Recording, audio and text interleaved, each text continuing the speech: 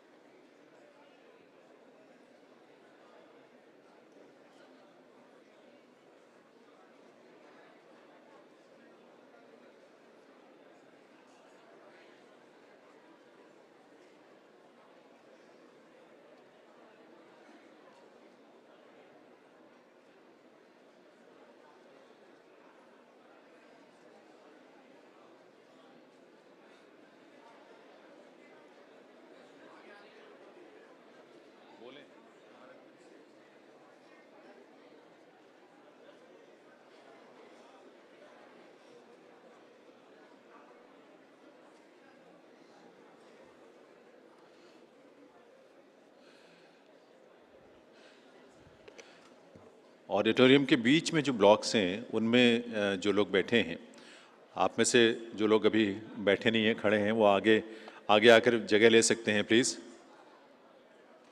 या ऊपर फॉयर, जो ऊपर का हमारा बालकनी का हिस्सा है, वहाँ से भी अगर कोई नीचे आकर बैठना चाहे तो आप बैठे, नीचे बहुत सारी जगह है, इसलिए स्टेज के नज़दीक बैठेंगे तो आपको भी थोड़ा अच्छा लगेगा और यहाँ प्रोग्राम में भी हमें अच्छा लगेगा।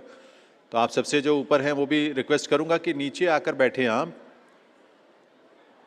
आराम से आ जाएं और यहाँ आकर जो आपकी तरफ से जो लेफ़्ट साइड में हमारा ब्लॉक है उसमें भी जगह है, और बल्कि पहले और दूसरे दोनों ब्लॉक में जगह है लेफ़्ट साइड में, तो आप वहाँ आकर अपनी जगह ले सकते हैं प्लीज़। आगे की सिर्फ 2 रोज़ छोड़ के उसके बाद आप कहीं भी बैठ सकते हैं। आगे की जस्ट फर्स्ट 2 रोज़, उसके बाद आप आके बैठ जाएं आराम से, बेहतर होगा।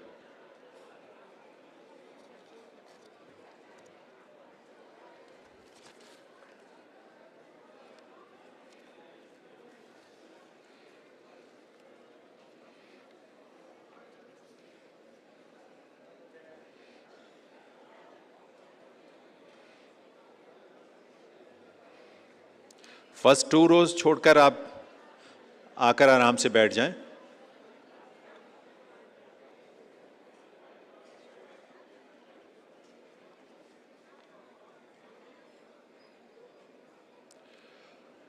फोटोग्राफ प्रोग्राम के बाद ले लेंगे, लेकिन अभी आप प्लीज़ सभी बैठ जाएं। पिक्स का सेशन बाद में, आफ्टर दिस सेशन। अभी आप सभी बैठ जाएं प्लीज़।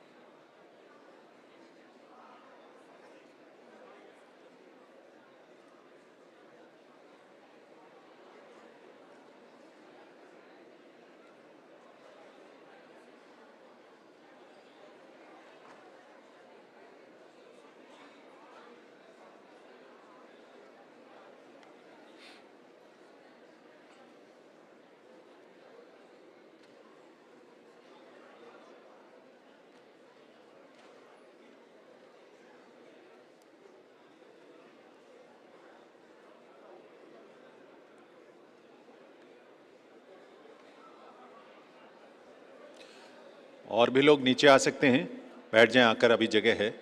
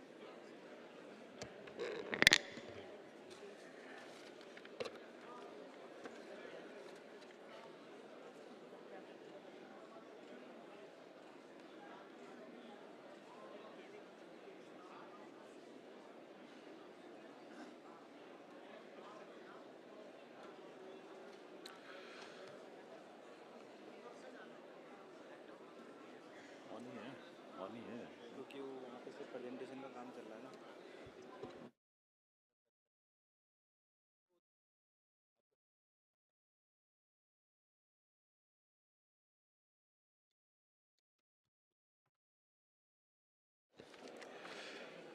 दिव्य सज्जनों, आप सभी का बहुत बहुत स्वागत अभिनंदन है। 16वां सिविल सेवा दिवस का आयोजन, पहला दिन।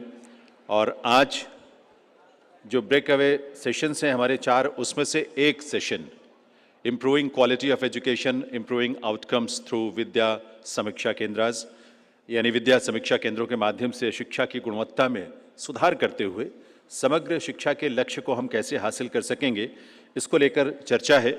और इस चर्चा में हमारे लिए बहुत खुशी की बात है कि माननीय श्री संजय कुमार जी, माननीय सचिव department of school education and literacy, government of India, वो और साथ में हमारे जो पैनलिस्ट हैं वे सभी यहाँ हम सबके बीच मंच पर उपस्थित होंगे।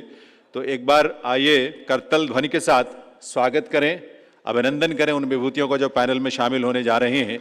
और मंच पर हम आमंत्रित करें श्री संजय कुमार जी, माननीय सचिव department of school education and literacy, government of India, Ms. L.S.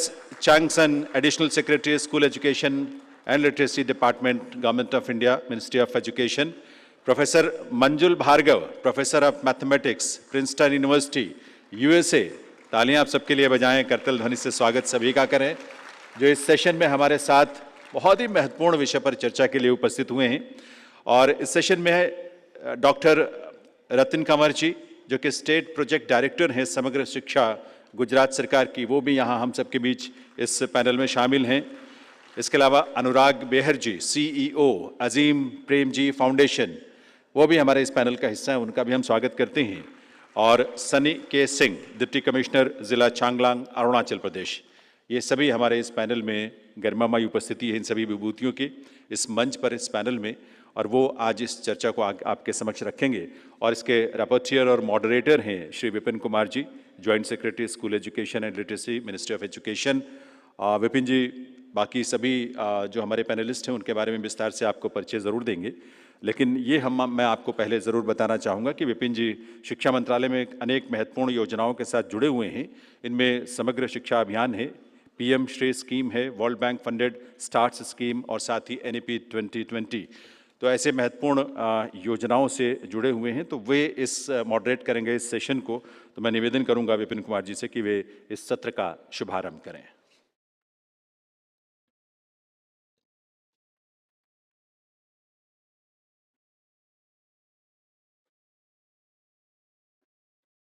Thank you, Janindra ji, for the introduction. Respected Secretary, School Education Department, Government of India, and the Chair of Session, Shri Sanjay Kumar sir, Ms. Chang Seng, Additional Secretary, Department of School Education, Dr. Manjul Bhargav, Professor of Mathematics, Princeton University, USA, Shri Anurag Beherji, CEO, Azim Premji Foundation, Dr. Ratan Kanwar, State Project Director, Gujarat, Shri Sunny K. Singh, Deputy Commissioner, Changlang District, Arunachal Pradesh, distinguished guests, officers from different ministries, and the educators from different organizations. Before giving the background of today's session, I'd like to share an anecdote with you. When a student comes late to the class, the teacher asks the student, "Why are you late today?" Then the student says, "Sir, because there is a signboard which has been put up outside the street, down the street." Then teacher says that what a signboard has to do with your being late in the class. So student says, "Sir, the signboard says school ahead, go slow. That's why I'm late." It's a joke, but on a serious note, what I want to say is the message should be clear to the person concerned. And if the communication or facilitation is not designed appropriately, whatever the intentions are, it may not bring the desired results.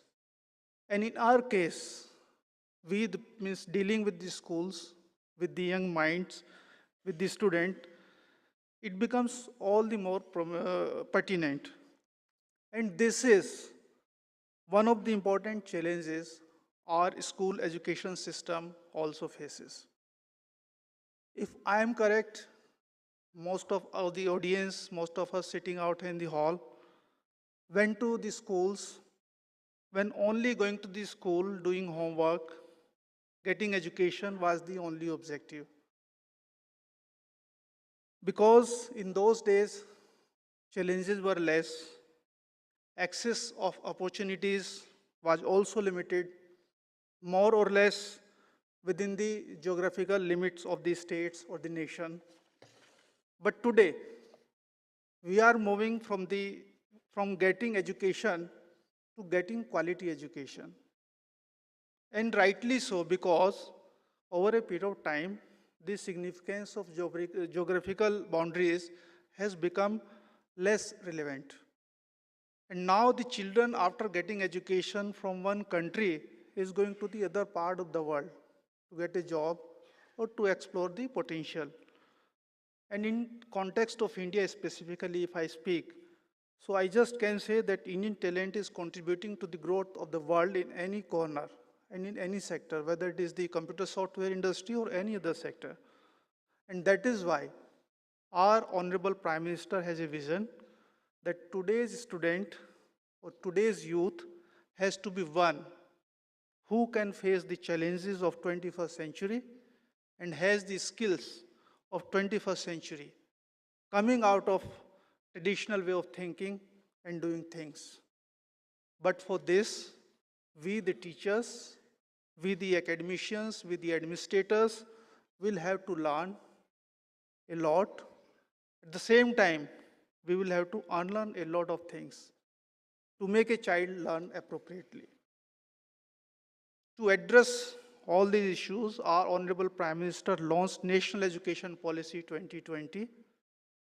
It takes care of all the different domains of school education in a comprehensive manner, whether it is the training of teachers, inclusion of technology, the pedagogy, or the better infrastructure, and laying the strong foundation for learning, etc., etc. Most remarkably, this policy, National Education Policy 2020, has given a great emphasis on the monitoring also of all the outcomes through these initiatives, because if monitoring is not done, then all these efforts cannot sustain. And to make it sustainable, the monitoring should be there. NEP is having a provision of setting up NDR, National Digital Education Architecture. And to enact this vision of monitoring, Department of School Education is setting up Vidya Samiksha Kendras at state level also and at national level also. These Kendras will enable the states and the center to monitor the health of education system at school level, at student level also. To discuss more on these topics of National Education Policy and Vidya Samiksha Kendra, today we are having with us 5 eminent panelists. First of all, I'd like to invite Shri Sanjay Kumar sir, the Secretary, Department of School Education Literacy. Sir is a Bihar cadre IAS officer. He has worked in different positions in Bihar as district magistrate in many districts, and he was principal secretary also of important departments just like health and education.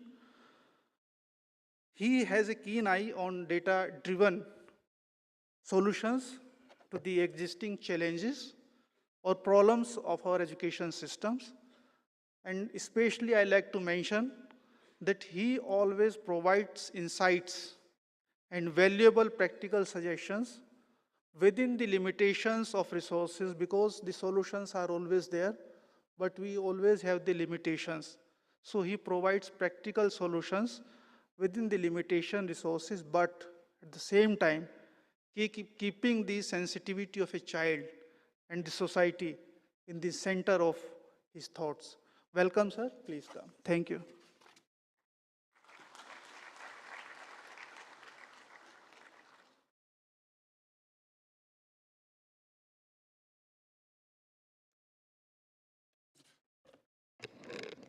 Thank you, Bipin. My colleagues who are on the dais and all our stakeholders who are part of the audience. Extremely happy to be here. And the theme of the 16th Civil Services Day is Vikasit Bharat, empowering citizens and reaching the last mile. And Vikasit Bharat and reaching the last mile can only be done on the crest of a powerful, empowered education system. I'm also very happy to say that for the first time, Samagra Shiksha Abhiyan has been made a component of the Civil Services Day this year. This is for the first time. And this also goes on to convey the kind of priority the government holds for education in its pecking order of priorities. Improving quality education, improving outcomes through Vidya Samiksha Kendras. This is the topic. But the point I am going to talk to you is that there is access to education and there is quality of education. And somehow we have to struggle to find the sweet spot between the access and quality of education. Sometimes when you are looking at access, quality takes a backseat. And the vice versa also takes place. So both are important. Next, please. We have a small video we are going to play for you. This is what the Honorable Prime Minister addressed when he was addressing the Chief Secretary's meet at Dharamshala. दूसरा, आप किसी भी व्यक्ति से पूछिए, कितना ही धनी व्यक्ति क्यों ना हो, कितना ही पढ़ा लिखा व्यक्ति क्यों ना हो, या आज ड्राइवर की नौकरी करता हो या लिफ्टमैन हो, उसकी एक इच्छा पूछे तो ज्यादातर लोग ये बताते हैं, करीब करीब सब लोग, भाई बच्चों की अच्छी शिक्षा हो जाए। कितना ही धनी व्यक्ति, इसके मन में एक ही जीवन की आकांक्षा है कि बच्चों की शिक्षा अच्छी हो जाए, और शिक्षा अच्छी हो जाए कहते ही वो पहले शुरू करता है शिक्षक अच्छा मिल जाए, बाद में सोचता है स्कूल अच्छी मिल जाए। इसका मतलब हुआ कि शिक्षक के प्रति समाज में एक विशेष अपेक्षा भी है, जागरूकता भी है। So in a brief summation, he captures the parents, the teachers, and the students, and how important it is for all of them to come together in the schools. In India, we are running one of the largest and perhaps the most complex education system in the whole world. If you look at it in terms of numbers, only China has more number of school students, but China has 1/3 the number of schools than in India. So what do we have?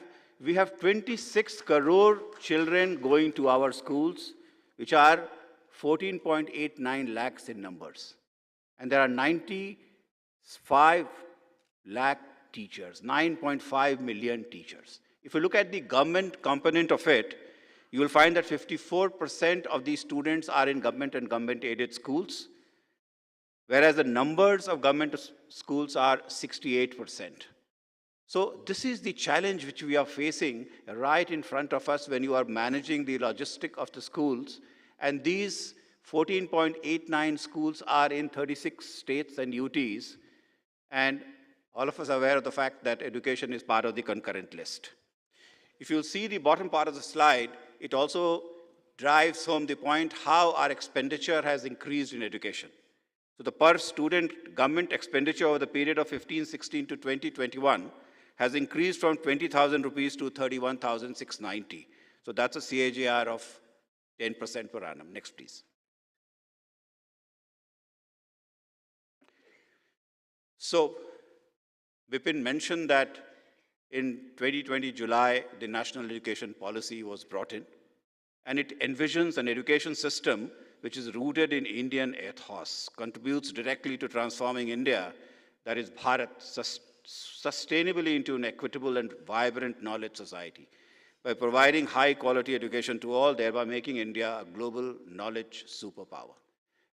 I think in these 3 lines, it sums up the basic aim which drives the national education policy, which essentially is standing on 5 pillars. The 5 pillars are access, equity, quality, affordability, and accountability. But these 5 pillars are also based on the superstructure of equity, inclusion, and respect for diversity, ethics, and human and constitutional values, Indian ethos. So we are talking about Indian knowledge system as to how Indian knowledge system can aid the Indian education system. As I mentioned earlier, that there's always a tussle between access and quality of education. And I'm very happy to say that by and large, we have almost all the children in our schools. 99.65% of children, we have them enrolled in our school system. We know them by their names. Just about 9.3 lakh students who are out of school. So this gives us a great opportunity now that we have achieved access to concentrate and to be able to improve the quality of learning outcomes. In between came the COVID, and we were extremely worried that there would be a fair amount of learning loss during the COVID time. We did the NAS 2021 in November 2021, and this is the data from there, but I'm very happy to say that during the COVID, the government took very proactive steps of reaching out to every student, to every school, digitally, through a basket of options. And I must say that in spite of the fact that our schools were shut for almost about 18 months of time, if you look at the learning loss due to COVID, we've managed to restrict it. The language performance dropped by 6%, and the maths performance has dropped by 7%. So we were expecting a much larger drop in learning losses, but due to the proactive stance of the government, to a very large extent, it has been contained. What are the challenges in the education sector? Low learning outcomes, as I mentioned. Our transition rate needs to improve. It's from elementary to higher secondary, it is 65%. Meaning, if 100 students start in class 1, only 75 go to class 12th. And this is something which is bothering us, and we need to take proactive steps to be able to make the transition rate much higher than what it is today. And I may also add that somehow we find that our schools, because of the fact that we have managed access, have also become small. 37% of the schools which are part of a government and government-aided system, they have less than 50 enrollments. So our schools have become small, and we are again trying to see how we can bring in economy of scale in our school management to make it better for better learning outcomes. And some of the issues which have been raised by the Honorable Prime Minister is importance of teachers and the training and optimal utilization of infrastructural resources, to which we'll come back in later part of the presentation. So how does the NEP addresses these challenges? So you'll see there's a child part of it, which says that education should be stress-free, unique to every child's potential and interest, holistic development. Then there are the teachers. We are the epicenter of any learning system. So the teachers need to be trained and developed so they are able to give their best. The school where these two come together should have safe learning environment for all, so we should have a reasonable infrastructure. At the heart of every education system is the kind of an assessment system we have. So competency-based education assessment system, and how you assessed also to a large extent determines how you think. And the last portion I would want to mention is that there's a strong emphasis on vocational education. So now the NEP is talking about introducing vocational education in class 6. So all the above points will help in building character and creating holistic and well-rounded individuals equipped what we call the 21st century skills. What are the prioritizations? As I have been saying, the national education policy is the DNA of the society, followed by the National Achievement Survey, which tells us where we are, and as and when we do the next National Achievement Survey in the year 2024, we will know where we have reached. And something very unique has taken place meanwhile, which is the foundational learning study. So we have done this study in class 3, and we have set up benchmarks in 22 Indian languages as to what the literacy achievement should be and what the numeracy achievement should be. So these are the benchmarks against which we shall be working. And I'm very happy to say that when the schools had shut down during the COVID, many of us were very scared that whether or not the children are going to come back or not. And I'm very happy to say that just about everyone has come back. We're worried about girls also, but everyone is back. So that also shows to a very large extent the kind of importance the society attaches to education. Our schools are full, they are populated, and this is the time when we all need to think about providing better learning outcomes. So the 5 student learning and pedagogical reforms in our schools: holistic development of learners, reduce curriculum content to enhance essential learning and critical thinking. So basically, we would want our children to think differently. And they will think differently, as I mentioned earlier, is because the way we are going to assess them. Experiential learning, art, sports, everything is going to be integrated and made a part of the larger picture. Empower students through flexibility in courses. So the kind of courses you have a much greater choice. And the most important, more so for a multilingual country like ours, where even Schedule 8 mentions 22 languages, and there are thousands of languages which are spoken by people at home. So multilingualism and the power of language is something which we all need to think of. And we all know, and the research shows, that if you speak more than one language, it adds to your cognitive ability. Similarly, a digital platform has been created which we call Nishtha. It is there primarily for training our student teachers and giving them that extra edge, that extra knowledge, so they are able to understand their students better and communicate the text and what needs to be communicated to them in a much more effective manner. And I'm happy to say that out of the 95 lakh teachers, as I mentioned earlier, we've been able to train more than 60 lakh teachers in these multiple languages across the country.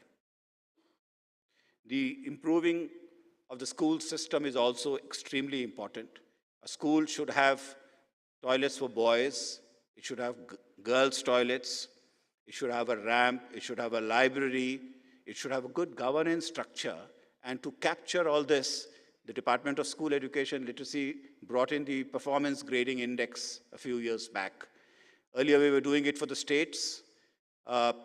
This year, we are going to do it for the districts, and quite enthused by what we have achieved, we thought we should do it for every high school in the country. So be able to bring in an element of competition. And when you're looking at an index, then it comprises of certain indicators. Then you start concentrating on the indicators that are, okay, these are the things which we need to look at. Every year, we've been giving money under SSA for infrastructural augmentation. So this last year, which has just gone by, we gave 15,964 crores. And at the instance of the Honorable Prime Minister, additionally, we gave out 4,800 crores just for enhancement of the school infrastructure. So let me share with you the kind of challenges we are facing. There is CBSE and ICSE at the national level. But in addition to that, there are 60 school boards in 36 states and UTs. There are 62 school boards working across the country. How do you bring in a level of standardization amongst them is a great challenge for us. There's a large-scale assessment. We need to do National Achievement Survey, but then we also must encourage all these states which have these school boards to do their own state achievement survey. So we here at the Government of India level, we need to handhold all these states to bring in equivalence in certification, large-scale assessment, and ultimately the most important thing is to have a school-based assessment. On 8 February 2023, we have notified Parak, which is an autonomous kind of an institution embedded within the NCRT, which will help us do that. And we do expect that in about a year's time, we should be able to roll out all these equivalence in certification by working along with 62 school boards. Exposure to vocational education is extremely important. Earlier we were starting it from 9, 10th, 11th, 12th, but now we are going to do it from class 6 onwards. And the National Education Policy, it mandates that at least 50% of learners through the school and higher education system shall have exposure to vocational education by 2025. We also feel that this is one way we will be able to raise the transition rate, especially the kind of dropouts which we are seeing in class 9, 10th, 11th, 12th. So if you bring in vocational education along with the national credit rating framework which is in making, which will bring in equivalence between academic skills and vocational skills without any differentiation, I think it will bring in a paradigm shift in the way we think about vocational education in the country. Coming back to some of the digital interventions we have made, Diksha we have launched it a few years and we've been working on it and we've been populating it and we've made it a good platform to work on. It has been considered as a digital public good, hailed by UNESCO as a very fine intervention. And you will see that over 60 crore QR coded textbooks have been distributed. We have put in 6,586 textbooks which are available in 35 states, UTs, 36 languages, which out of them 7 are foreign languages. So this is a great intervention. And I shall urge you that as and when you go out and you are in your school, you have a look at the Diksha platform, and we all need to collectively think, how do I make it more popular? How through Diksha I reach out to more and more students? Similarly, during the COVID time we started using PM E-Vidya, which is basically reaching out to students through direct DTH, television at home, a platform which uses an internet capacity, podcasts. So initially on 20th September 2020, we started 12 channels for every class. And now in a couple of months' time, we'll be introducing another 200 channels with the help of BISAC, which is in Ahmedabad. We have distributed these channels to these states. So every state also gets an opportunity to launch these courses in their local languages. And we would be very happy to see this flourish in the next couple of months. When you are introducing a large number of digital platforms and interventions and apps, one must also ensure that we have a standard digital architecture. And this is what NDR is all about. The NEP talks about it. And it's going to be an open, interoperable, evolvable public digital infrastructure which we need to create. And the NEP has created NETF, National Educational Technology Forum, which is going to decide as to what the kind of NDR we are going to have, and we are already working on it. Let me come back to one of the topics which we've started that, and is part of our talk today, that how do we use Vidya Samiksha Kendra to monitor better learning outcomes. So it's a tech-based monitoring system which allows registry of students pan-India. We are under UDICE Plus, we are also constructing a student registry. So every child who gets into any of our schools anywhere in the country, from class 1 till the time he exits the system, we should be able to follow his scholastic achievements. You know, in Gujarat, they did this exercise, and from there, it has been scaled to the entire country. And something very fascinating we found. We found that if you track children and you find the ones who are doing badly in mathematics, they are the ones who are the first likely to drop out of the system. So if you know this, then you can put extra attention to students who may not be doing well in mathematics. So this is the kind of thing which VSK enables us to do. Gujarat started it. Now we have given it to all the states, with NCRT being the lead partner. So 35 states, it is in progress, and we do hope in this financial year, all these 35 states will be able to do it. So VSK is going to be a good platform to be able to manage learning outcomes and monitor it on real time. This is the Honorable Prime Minister visiting the VSK in Gujarat, led by the top leadership. And Lastly, I would want to say that education is something which is very close to the heart of the powers that be, including especially the Honorable Prime Minister. And this year, when we are chairing the G20, we have an education working group. There are 4 topics which the education working group is dealing with: foundational literacy and numeracy, tech-enabled learning, building capacities, promoting lifelong learning in the context of future of work, strengthening research, promoting innovation through richer collaboration. Now, I think anything you'll say in education eventually is going to be very limited by the time you have to say it. So I have tried to capture a brief snapshot and present it before you. The speakers after me would pick up these topics and they would expand in a little more detail on it, especially the SPD of Gujarat, who tell you as to what the VSK is. I think it's a great opportunity the National Education Policy gives us, and all of us need to work together to be able to bring the best learning methodology to our students. Last point I would want to mention that all of us, no matter where we are in life, when we look back, we find that some of the finest interventions have come to us when our teachers have nudged us in school. I think all teachers, all students deserve this. Thank you, ladies and gentlemen.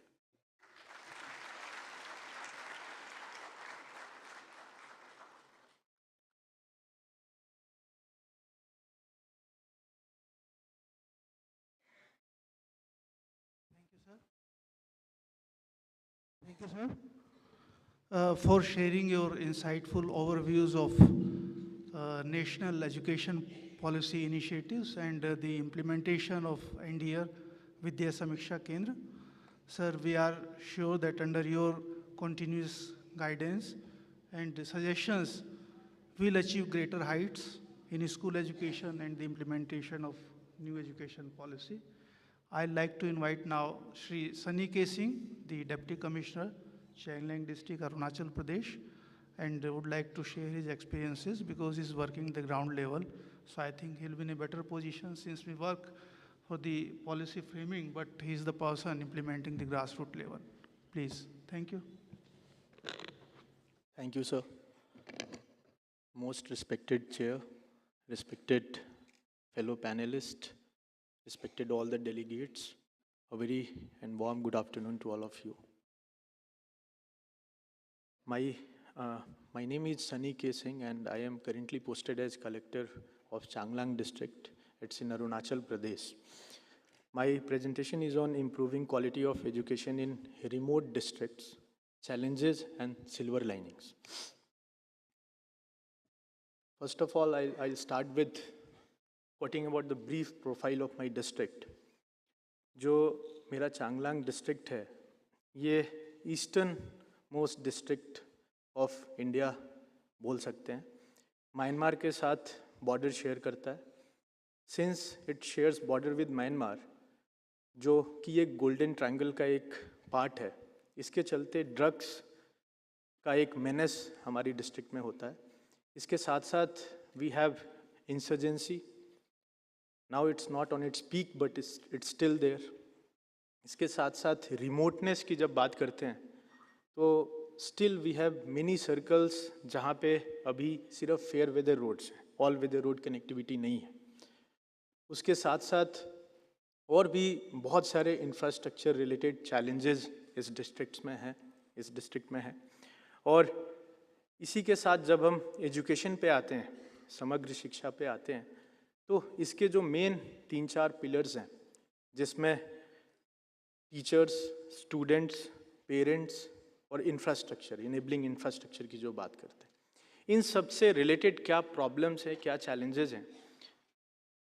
Changlang district is part of one of the low performing district. ये सारे problems जब मैंने join किया 9 महीने पहले as a collector of this district, उस time के बता रहा हूँ, तो 70% ऑफ आवर चिल्ड्रन 5वीं क्लास की they can't perform basic mathematics, they can't write, they can't read.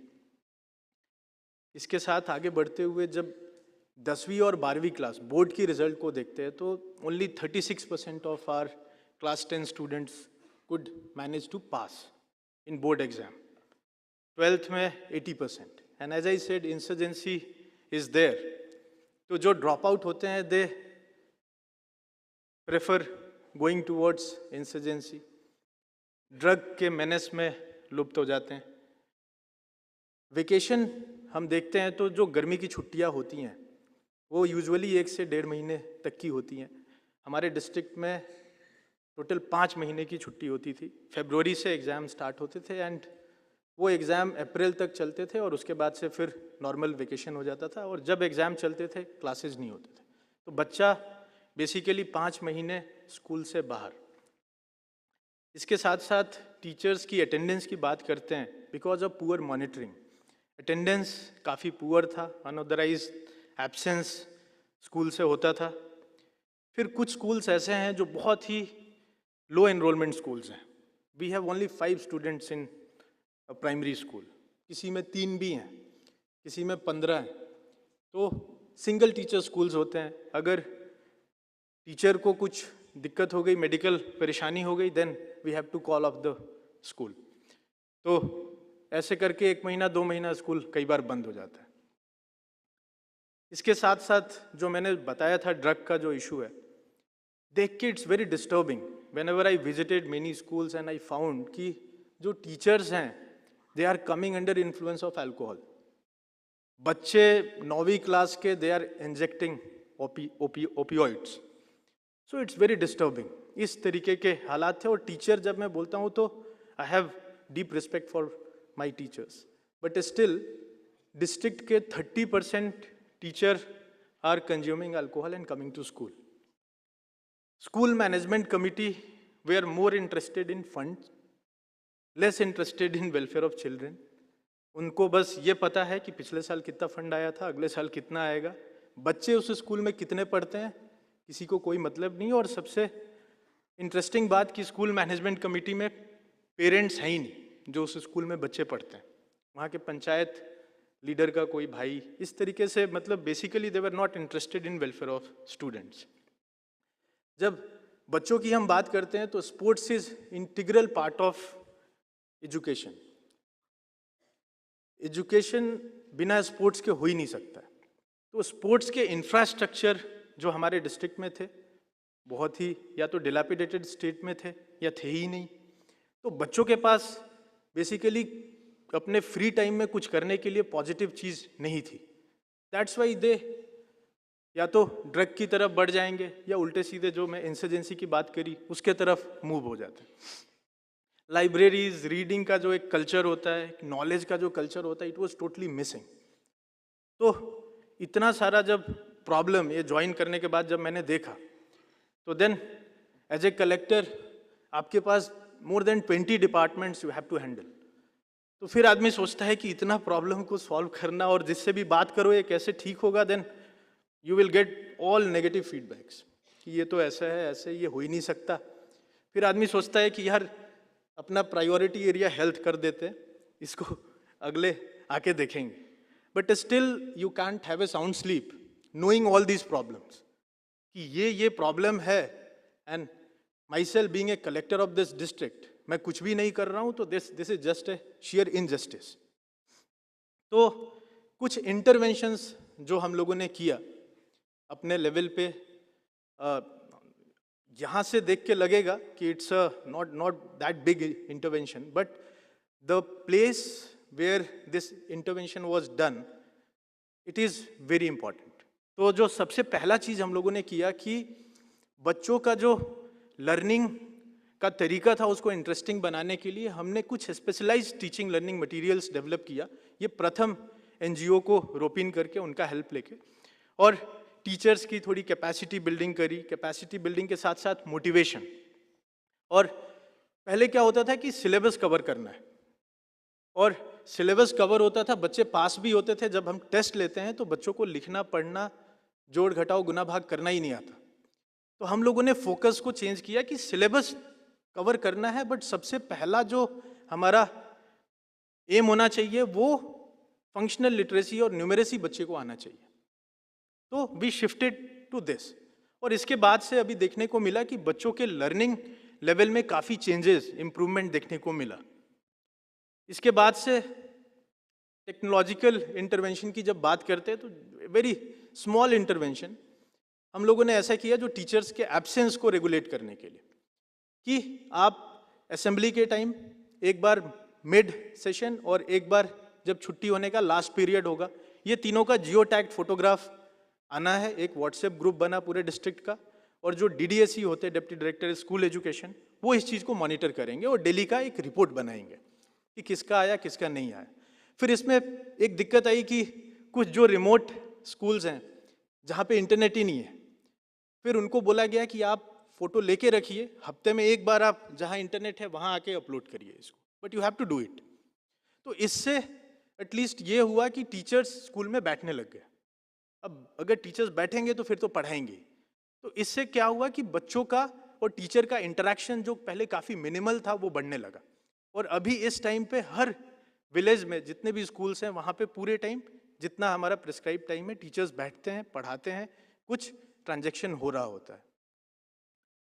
इसके साथ साथ जो मैंने बताया था कि कुछ ऐसे हमारे सर्कल हैं, जो 10वीं के रिजल्ट की बात कर रहा हूँ और 12वीं की, कुछ ऐसे सर्कल हैं जहाँ पे आज तक एक बच्चा पास ही नहीं हुआ। उसमें से एक विजयनगर सर्कल है। लास्ट ईयर तक वहाँ पे रोड कनेक्टिविटी, जैसा मैंने बताया कि 157 किलोमीटर ट्रैवल करने के लिए when I first time travelled it took 4 days। 3 गाड़ी से हम लोग गए, 2 गाड़ी खराब हो गई, तीसरी भी एक टाइम तक पहुंची, उसके बाद पैदल चल के गए। तो यहाँ पे टीचर ही नहीं पहुंच पाते हैं, जो पहुंच जाता है उसको रहने में बहुत परेशानी है। तो ऐसे केस में यहाँ पे बच्चे पास ही नहीं होते थे आज तक। फिर हम लोगों ने क्या किया कि एग्जाम के 3 महीने पहले ये प्रोजेक्ट सफल हम लोगों ने स्टार्ट किया, ये सारे सर्कल्स के लिए स्टार्ट किया। इसमें जो विजयनगर वाले बच्चों को तो हम लोग नियरेस्ट सब डिवीजन में लेके आ गए, वहाँ हॉस्टल में रखा, वॉलंटियर टीचर्स रखे। बहुत सारे अनएम्प्लॉयड यूथ्स हैं जो बहुत पढ़े लिखे हैं, उन लोगों को वॉलंटियर टीचर्स कुछ ऑनरेरियम देके और अपने तरफ से सर्टिफिकेट हम देंगे, ये प्रॉमिस करके, और अच्छा रिजल्ट होगा तो we will have dinner together. तो ये करके वी स्टार्टेड दिस प्रोजेक्ट। और लास्ट ईयर की मैं बात कर रहा हूँ, उस टाइम पे परफॉर्मेंस 50% बढ़ा। पहली बार हुआ कि इस सर्कल से 3 बच्चे पास हुए। एंड जो वहाँ के लोग थे, हमारे लिए तो इट वॉज जस्ट 30% पास, क्योंकि 10 ही बच्चे थे, बट जो लोग थे उनके लिए एक बहुत बड़ी बात थी। और जो बच्चे थे और 9वीं क्लास 8वीं क्लास में पढ़ने वाले, उनके लिए एक बहुत मोटिवेटिंग चीज़ थी। तो ये इसमें हम लोगों ने प्रीवियस ईयर पेपर्स 15 साल के जो होते हैं वो फ्रीली डिस्ट्रीब्यूट किया बच्चों को, और उसके ऊपर फोकस रखे कि कम से कम बच्चा 10वीं में पास होगा तो 11वीं 12वीं जब पढ़ेगा तो उस टाइम पे हम अदर इंटरवेंशंस करेंगे। तो इससे काफ़ी अच्छा रिजल्ट आया और इस बार और अच्छा रिजल्ट आने की एक्सपेक्टेशन है। 80 स्कूल को हमने शॉर्टलिस्ट किया जो अच्छा परफॉर्म कर रहे थे, जहाँ पे टीचर्स काफ़ी एक्टिव थे। उसमें हम लोगों ने स्मार्ट टीवी और बाइजू का सब्सक्रिप्शन 3 इयर्स का डाल के हमने वहाँ पे इंस्टॉल कर दिया। खास करके जो मैथ्स और साइंस के टॉपिक्स हैं उसको इस टीवी के माध्यम से, वीडियोस के माध्यम से पढ़ाते हैं, और इसके बाद से, इस इंटरवेंशन के बाद से साइंस और मैथ्स में जो परफॉर्मेंस बच्चों का इम्प्रूव होता हुआ दिखा। इसके साथ साथ जो मैं बता रहा था कि जो फंक्शनल लिटरेसी और न्यूमेरेसी में बहुत बड़ा चैलेंज है, उसको ठीक करने के लिए जो वेकेशन को हमने यूटिलाइज किया। पहले 5 महीने बच्चे आउट ऑफ स्कूल रहते थे, अभी हमने इस बार बोला कि बच्चे वेकेशन में भी 3 घंटा पढ़ेंगे। अब कैसे पढ़ेंगे?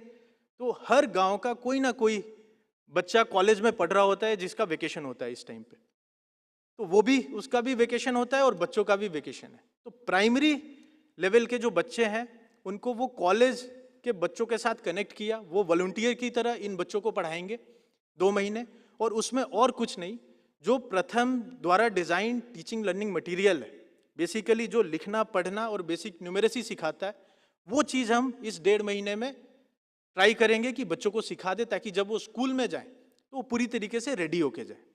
इसके साथ साथ बोर्ड रेडीनेस प्रोग्राम भी हम लोग चला रहे हैं कि वेकेशन को यूटिलाइज करके 10वीं क्लास के जो बच्चे हैं और 12वीं क्लास के, उनको थोड़ा सा हम लोग पहले से ही बूस्ट दे दें, ताकि जब वो स्कूल में जाएं तो उनका कुछ सिलेबस कवर हो गया और आगे आने वाले साल में परफॉर्मेंस इंप्रूव हो। अदर इंटरवेंशंस की जब मैं बात करूंगा तो एसएमसीज को रिवाइव करने के लिए हमने अध्ययन फाउंडेशन का थोड़ा सा सपोर्ट लिया, उन लोगों ने सारे स्टेक होल्डर्स को बिठा के उनको सेंसिटाइज किया कि आपकी क्या रिस्पॉन्सिबिलिटी है, क्या आपके पावर्स हैं, आपको क्या करना चाहिए, किस तरीके से पेरेंट्स टीचर्स मीटिंग कंडक्ट होता है, जैसा आप देख सकते हैं इस फोटो में। इसके साथ साथ डिस्ट्रिक्ट लेवल एक ड्रग टास्क फोर्स बनाया जो कि सरप्राइज इंस्पेक्शंस करते हैं स्कूल्स में। उनको अल्कोहल मेजरिंग किट्स खरीद के दे दिए, वो जाते हैं, कोई टीचर का अगर इंस्पेक्शन में he is found under influence of alcohol तो हम लोग ऑन स्पॉट सस्पेंशन। तो इससे 3-4 टीचर के सस्पेंशन के बाद से जो ये प्रॉब्लम था वो 80% 90% जैसा सही हो गया अभी। फिर एक काफ़ी इंटरेस्टिंग इंटरवेंशन है न्यू एज लर्निंग सेंटर का, मैं उसको आगे स्लाइड में कवर करूंगा। फिर जो स्पोर्ट्स की मैं बात कर रहा था, तो बच्चे जो फ्री इधर उधर घूमते थे उनको रोप इन करने के लिए, खास करके इवनिंग जो होता है वो बच्चे बहुत फ्री होते हैं। हमारे यहाँ पे 4:30 में सनसेट हो जाता है, उसके बाद से बच्चे फ्री हैं।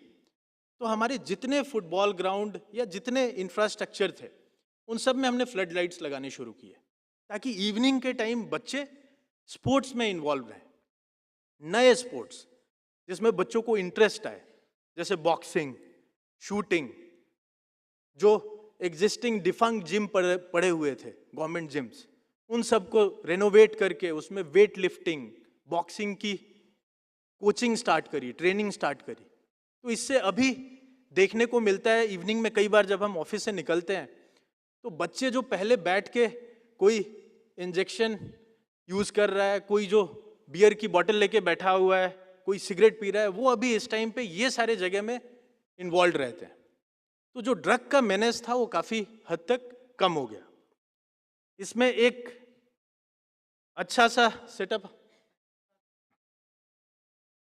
तो आगे बढ़ते हुए जो न्यू एज लर्निंग सेंटर है उसके बारे में मैं थोड़ा सा बताना चाहूंगा। उसके पहले इसका एक वीडियो है जो मैं दिखाना चाहूंगा।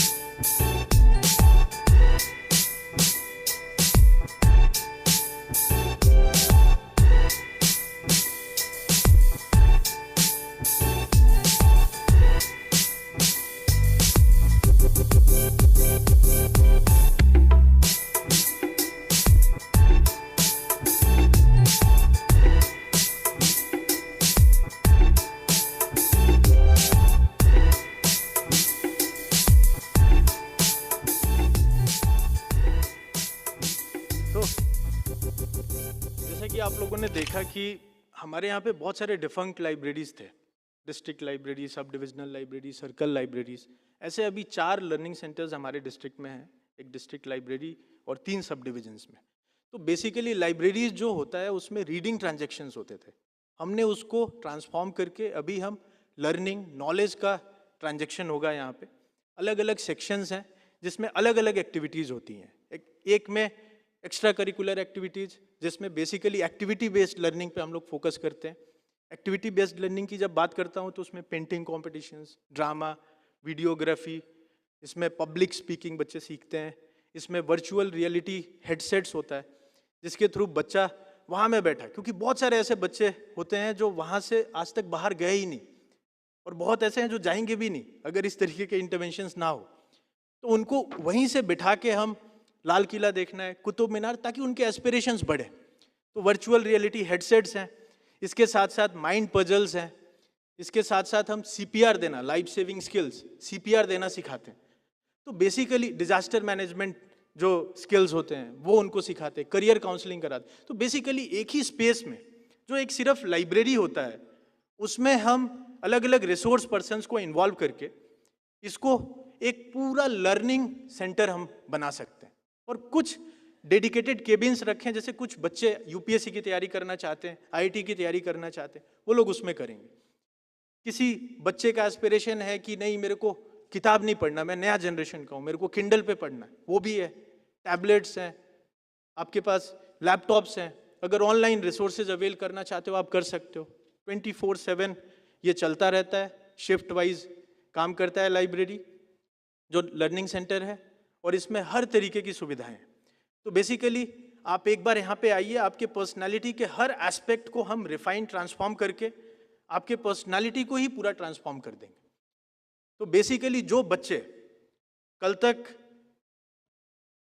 ये कुछ एक्टिविटीज जो आप देख सकते हैं जो मैं बता रहा था, योगा भी होता है, डिस्कशंस होते हैं, डिबेट्स होते हैं, तो जो बच्चे कल तक मैं आपको जैसे बता रहा था कि इंजेक्शंस, बियर की बॉटल्स, इंसर्जेंसी ज्वाइन कर लिया, बंदूक लेके घूम रहे थे, वो सारे आजकल आके किसी के हाथ में रूबिक्स क्यूब, किसी के हाथ में फोटो कैमरा होता है, किसी के सिर में वो वर्चुअल रियलिटी का हेडसेट लगा होता है।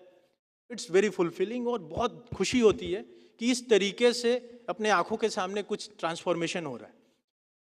तो despite of these challenges there are some silver linings which I brought before you, और I would like to thank you all for giving me opportunity to present this. Thank you very much.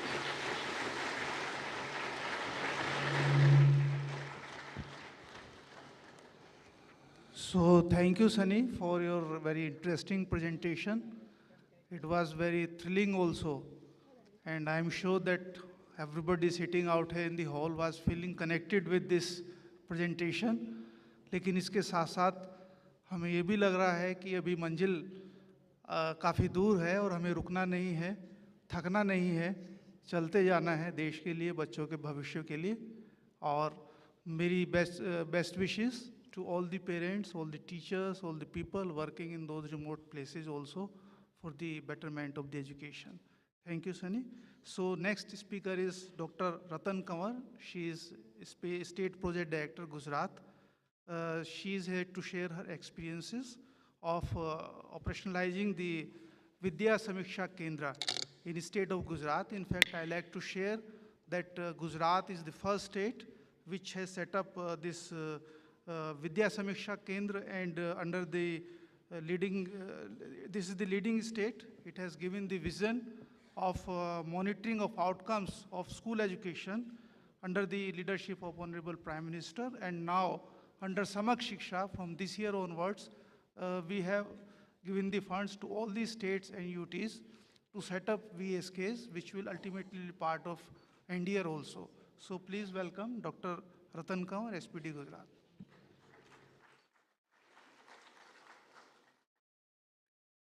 आदरणीय सचिव श्री स्कूली शिक्षा एवं साक्षरता, मंचस्थ सभी आदरणीय गण एवं उपस्थित सभी आदरणीय महानुभाव, नमस्कार।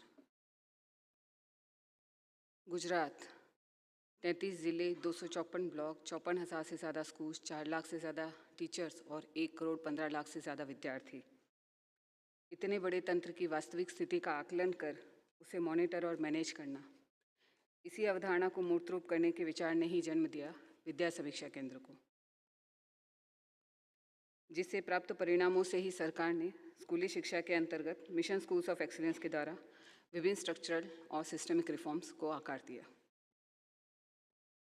It's a technology-enabled online real-time mechanism to monitor the learning progress of every student across every grade in every school, thereby improving grade-appropriate learning outcomes of every student. 20,000 square metre के एरिया में फैला 50 से ज़्यादा data analyst के द्वारा 2 video wall के माध्यम से 500 करोड़ से ज़्यादा डेटा का वार्षिक रूप से आर्टिफिशियल इंटेलिजेंस, मशीन लर्निंग और बिग डेटा मेथड्स के द्वारा एनालिसिस जो है गुजरात में किया जा रहा है। मुख्य 4 पहलू जिन पर विद्या समीक्षा केंद्र कार्य करता है, ये है attendance, assessment, accreditation and administration. National education policy में जिस स्टूडेंट रजिस्ट्री की बात की गई है और हर बच्चे को ट्रैक करने की बात की गई है, इसकी शुरुआत गुजरात में 2012 से चाइल्ड ट्रैकिंग सिस्टम के अंतर्गत हुई थी, जिसके तहत हर बच्चे को एक यूनिक आईडी दिया जाता है और आने वाले सारे उसके पहलुओं में इनका उपयोग किया जाता है। उसकी मार्कशीट, उसकी स्कूल लिविंग सर्टिफिकेट, सभी में इसका उल्लेख किया जाता है, जिससे बच्चा जो है अपनी प्रारंभिक शिक्षा से लेकर के स्कूली शिक्षा पूर्ण करता है, तब तक उसको निरंतर ट्रैक किया जाता है। अब इसका backward integration pre primary education यानी women and child development department के साथ भी हो रहा है और फॉरवर्ड इंटीग्रेशन जो है वोकेशनल एजुकेशन ITS के साथ और टर्शरी एजुकेशन के साथ भी किया जा रहा है। सबसे महत्वपूर्ण पहलू होता है शिक्षा में नामांकन का और यूनिवर्सल एनरोलमेंट को अचीव करने के लिए 2002 से गुजरात में शाला प्रवेशोत्सव की शुरुआत की गई थी। इसी को डेटा ड्रिवन रूप जो है 2018 से दिया गया प्रवेशोत्सव 2.0 के रूप में, और अब जो है हम इसे हेल्थ डिपार्टमेंट के सिविल रजिस्ट्रेशन सिस्टम के बर्थ डेटा के साथ जो है इंटीग्रेट करके कक्षा 1 की आयु के लिए जो भी एलिजिबल बच्चे हैं उनको आइडेंटिफाई करके वय मर्यादा के अनुरूप जो है क्लास में 100% नामांकन हो और कोई भी बच्चा स्कूल से वंचित न रह जाए, इसका प्रयास किया जा रहा है। नामांकन के बाद आता है नियमितता, और जिसका उल्लेख नेशनल एजुकेशन पॉलिसी में भी किया गया है। इसकी शुरुआत गुजरात में 2018-19 से की गई। आज की तारीख में हमें 2:30 बजे तक सारे 4 लाख टीचर्स का रेगुलर अटेंडेंस और 4 बजे तक जो है 1.25 करोड़ विद्यार्थियों का अटेंडेंस रियल टाइम डेली प्राप्त हो रहा है। असेसमेंट की बात करें तो सारे विद्यार्थी एक साथ uniform time table, uniform question paper और इवैल्यूएशन के द्वारा ग्रेड अप्रोप्रिएट लर्निंग आउटकम को अचीव करें। इसके लिए सेंट्रलाइज फॉर्मेटिव और समेटिव असेसमेंट की शुरुआत की गई। हर सप्ताह के अंत में विषयवार जो है यूनिट टेस्ट लिए जा रहे हैं और सत्रांत परीक्षाएं ली जा रही है, जिसकी वजह से जो है सभी बच्चों का जो भी मार्कशीट हो रही है, जो भी आंसर शीट आ रही है, सबका ऐप बेस्ड एंट्री हो रहा है और learning outcome wise report card तैयार हो रहा है। कौन सा बच्चा किस लर्निंग आउटकम में पीछे रह रहा है, इस सभी की जानकारी मिल रही है और जिसके आधार पर टीचर्स अपने रेमेडियल टीचिंग को जो है आगे बढ़ा रहे हैं। एक ग्लिम्स है पीरियोडिक असेसमेंट टेस्ट का। कोविड के दौरान हम सब ने देखा कि किस तरह से ICT टूल्स के माध्यम से जो है हमने शिक्षा को जारी रखा था, और गुजरात में एक स्लोगन दिया गया था कि शाला बंद छे शिक्षण नहीं, स्कूल बंद है परंतु शिक्षा नहीं। इसी के आधार पर जो है कंटेंट आधारित लर्निंग मैनेजमेंट सिस्टम तैयार किया गया है, जिसमें कक्षा 1 से लेकर 12 तक के सभी चैप्टर, सभी टॉपिक, सभी विषयों को जो है 2D 3D animation, video, audio और इंक्लूसिव कंपोनेंट के साथ जो है गुजराती भाषा में लॉन्च किया गया है।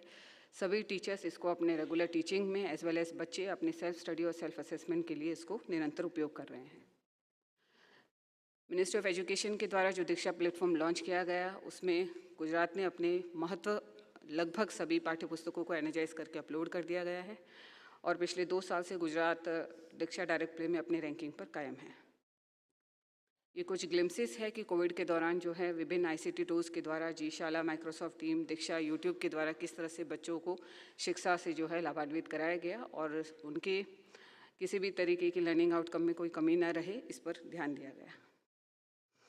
अक्रेडिटेशन की बात करें तो गुजरात में बाह्य और आंतरिक मूल्यांकन जो है इसकी शुरुआत 2009 में गुणोत्सव के द्वारा हुई थी और इसी के प्रारूप को बदल करके 4 आयामों पर ध्यान दे करके जो है गुणोत्सव 2.0 की शुरुआत 2018 से की गई, जिसमें Gujarat school quality accreditation council के द्वारा स्कूल इंस्पेक्टर की सहायता से जो है 100% स्कूलों में जो बाहरी मूल्यांकन किया जा रहा है और उसके आधार पर जो है स्कूल रिपोर्ट कार्ड तैयार किया जा रहा है।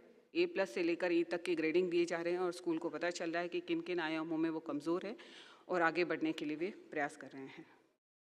This are the few glimpses.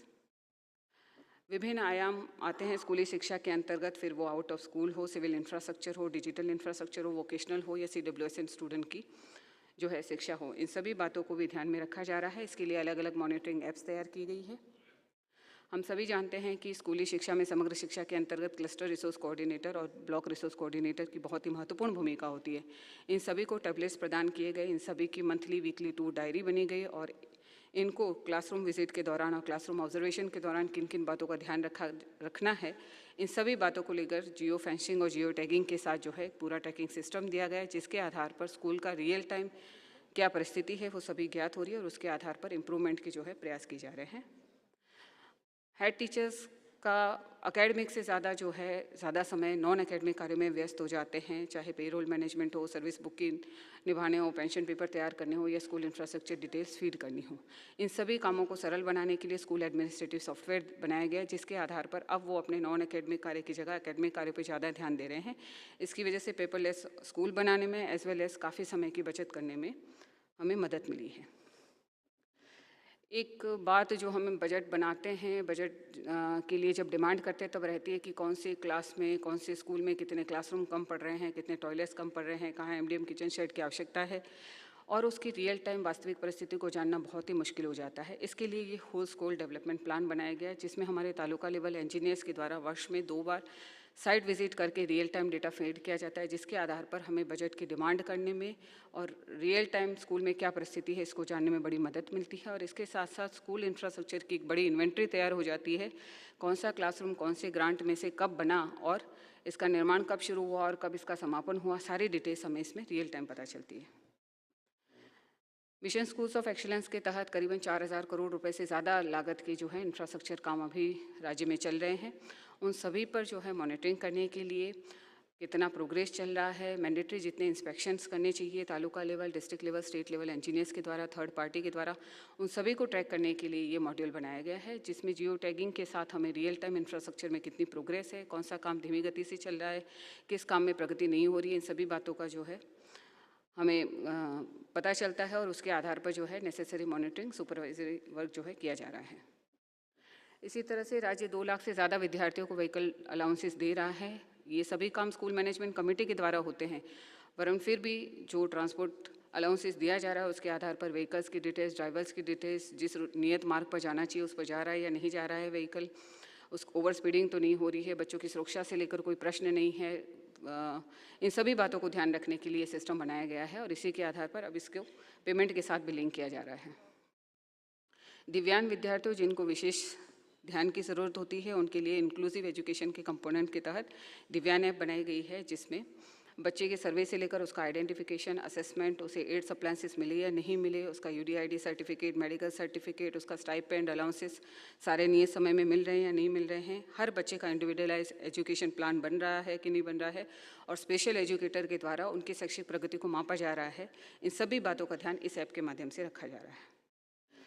Covid के दौरान हमने देखा कि काफ़ी बच्चे जो हैं हमारे स्कूली सिस्टम से थोड़े बाहर हो गए थे, उनको वापस मेन स्ट्रीम में लाने के लिए आउट ऑफ स्कूल को भी चाइल्ड ट्रैकिंग सिस्टम के साथ मिला करके जो है पूरा ऑनलाइन सिस्टम बनाया गया है और इसको प्रबंध पोर्टल के साथ भी लिंक कर दिया गया है और स्पेशल ट्रेनिंग प्रोग्राम के बाद हर बच्चा चाइल्ड ट्रैकिंग सिस्टम में ट्रैक हो रहा है या नहीं हो रहा है, उसकी अटेंडेंस आ रही है या नहीं आ रही है, पूरे 1 साल का जो है ट्रैकिंग इसमें किया जा रहा है ताकि मेन स्ट्रीमिंग की जो कार्यवाही है उसको ज़्यादा अच्छे तरीके से किया जा सके। वोकेशनल एजुकेशन के भी विभिन्न पहलुओं को कवर करने के लिए भी जो है ऐप बनाया गया है। इन सभी ऐप्स, इन सभी डिजिटल सुविधाओं को मुहैया करने के लिए स्कूल में बड़े पैमाने पर डिजिटल इंफ्रास्ट्रक्चर की आवश्यकता होती है और उसको लेकर के सरकार मक्कम प्रयास कर रही है। अभी तक 24,000 से ज़्यादा क्लासरूम्स को स्मार्ट बनाया जा चुका है और 45,000 की काम प्रगति में है। उसी तरह से 6,000 स्कूलों में कंप्यूटर लैब इंस्टॉलेशन का काम पूर्ण हो चुका है, 12,000 से ज़्यादा में काम प्रगति में है। सभी स्कूलों में इंटरनेट कनेक्टिविटी की सुविधा मुहैया करवाने के लिए department of science and technology और BSNL के द्वारा फाइबर नेट कनेक्टिविटी के लिए भी प्रयास जारी है। 5,000 से ज़्यादा स्कूलों में ये काम पूर्ण भी हो चुका है और बाकी जगह पर जो है ये काम तेज गति से चल रहा है।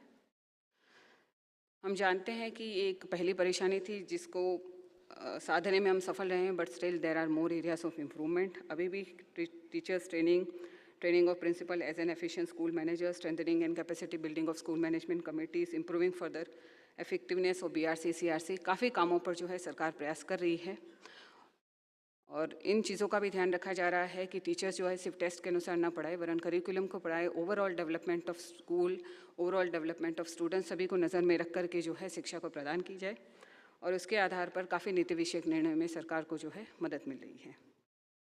These are the few acknowledgements.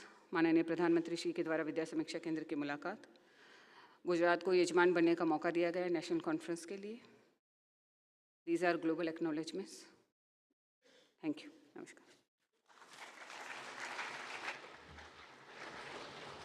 Thank you, Ratan, for this informative session and many technological interventions being implemented in Gujarat. And that's why NEP also has mentioned inclusion of ICT in education system. So I welcome now Shri Anurag Beher, who is the Chief Executive Officer of Azim Premji Foundation.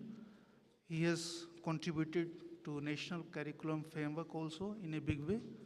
He is the vocal advocate of importance of public education system, and would request him to share with us how civil society organizations are helping in implementation of school education programs. Please welcome.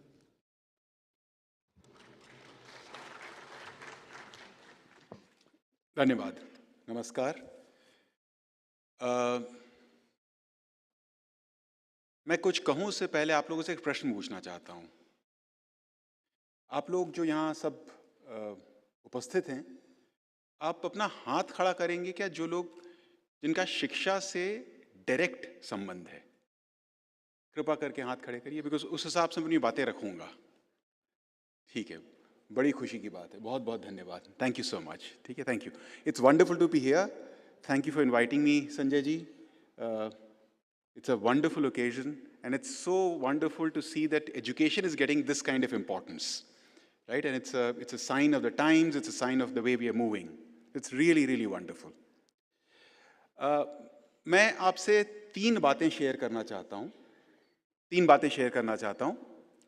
लेकिन वो बातें share करूँ उससे पहले मैं आपको किस्सा सुनाना चाहता हूँ,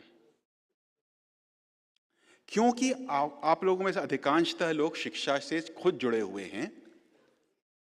इसको मैं एक तरह से कहूँगा, यहाँ से करीब 350 किलोमीटर दूर एक जगह है, खटीमा नाम है। कोई उत्तराखंड का है यहाँ पर? खटीमा जानते हैं ना?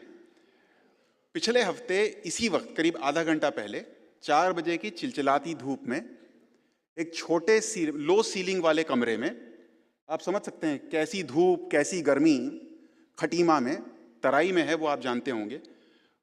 वहाँ पर करीब 4:15 बजे या 3:30 से शुरू हुआ था, 3:30 से करीब 4:45 बजे तक 23 सरकारी स्कूल के टीचर बैठे हुए हैं और वो बातचीत कर रहे हैं।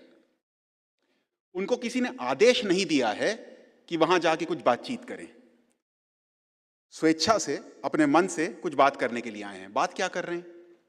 बात ये कर रहे हैं कि उनमें से एक शिक्षक है जो 1 से 5वीं को पढ़ाता है और 46 बच्चे हैं। अब वो इनसे ये अपने कलीग से ये पूछ रहा है कि भाई अगर एक कविता है हिंदी की एक कविता है, उस कविता का उपयोग 1 से 5वीं तक हम कैसे करें? उसी कक्षा में बैठे हुए हैं 46 बच्चे, एक कविता का प्रयोग हम कैसे कर सकते हैं? इसका मतलब क्या है?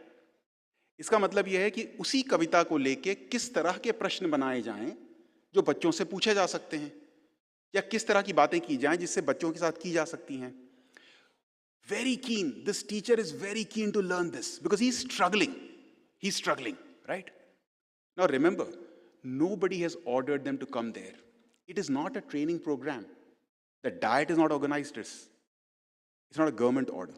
They've just showed up there on their own in the heat, and they're trying to figure out a way to help this teacher. Now, this is not an unusual thing that I see. You'll ask, and that's the sort of the popular imagination of a government school teacher, or why government school teacher, of public servants in general. They're disinterested. They don't do too good a job. They're not dedicated. But that's not my experience. The Khatima experience I talked about, जो खटीमा मैंने देखा, सौभाग्य है कि मेरा काम ऐसा है कि मैं एक हफ्ते खटीमा जैसी जगह में होता हूँ और एक हफ्ते ऐसी जगह में होता हूँ। तो मैं देश भर में खटीमा को हर हफ्ते देखता हूँ। बिना कहे, बिना बुलाए टीचर आते हैं, एक दूसरे से बात करते हैं, एक दूसरे की समस्याओं को हल करने की कोशिश करते हैं। क्यों करते हैं? आप लोगों ने जो जुड़े हुए हैं शिक्षा से बहुत देखा होगा ऐसा। क्यों है ऐसा? और इस किस्से से मैं क्यों शुरू कर रहा हूँ, आखिरी में आऊँगा। मैंने कहा मेरा सौभाग्य है कि मैं इसको हर हफ्ते देखता हूँ, इस तरह की बातों को। पहली बात, मैंने कहा 3 बातें शेयर करूँगा। पहली बात यह है कि शिक्षा, education, is the classic wicked problem. मेरे शब्दों पर गौर करिएगा. There is a wicked problem, मतलब दुष्ट समस्या. शिक्षा is a दुष्ट समस्या. Wicked problem ये मेरा फ्रेज नहीं है. दुष्ट समस्या मेरा फ्रेज नहीं है. ऑपरेशंस रिसर्च जो एक फील्ड या डिसिप्लिन है, उसमें इस पर बहुत गहन अध्ययन हुआ लेट 60s और 70s में. और ऑपरेशंस रिसर्च के जो बड़े ज्ञानी थे, रिसर्चर थे, वो इस नतीजे पे पहुंचे कि जिंदगी में, दुनिया में कुछ ऐसी समस्याएं होती हैं जिनको हम केवल दुष्ट समस्या कह सकते हैं, क्योंकि वो गणित से, मंजुल मुझे माफ करें, इतने बड़े गणितज्ञ हैं, गणित से, इस तरह की चीज़ों से सॉल्व नहीं होते हैं. क्यों नहीं सॉल्व होते हैं? क्योंकि उसमें इसी बात पर सहमति नहीं है कि किस किस चीज का उन पर इंफ्लुएंस होता है. इसी बात पर सहमति नहीं है कि एंड ऑब्जेक्टिव क्या है.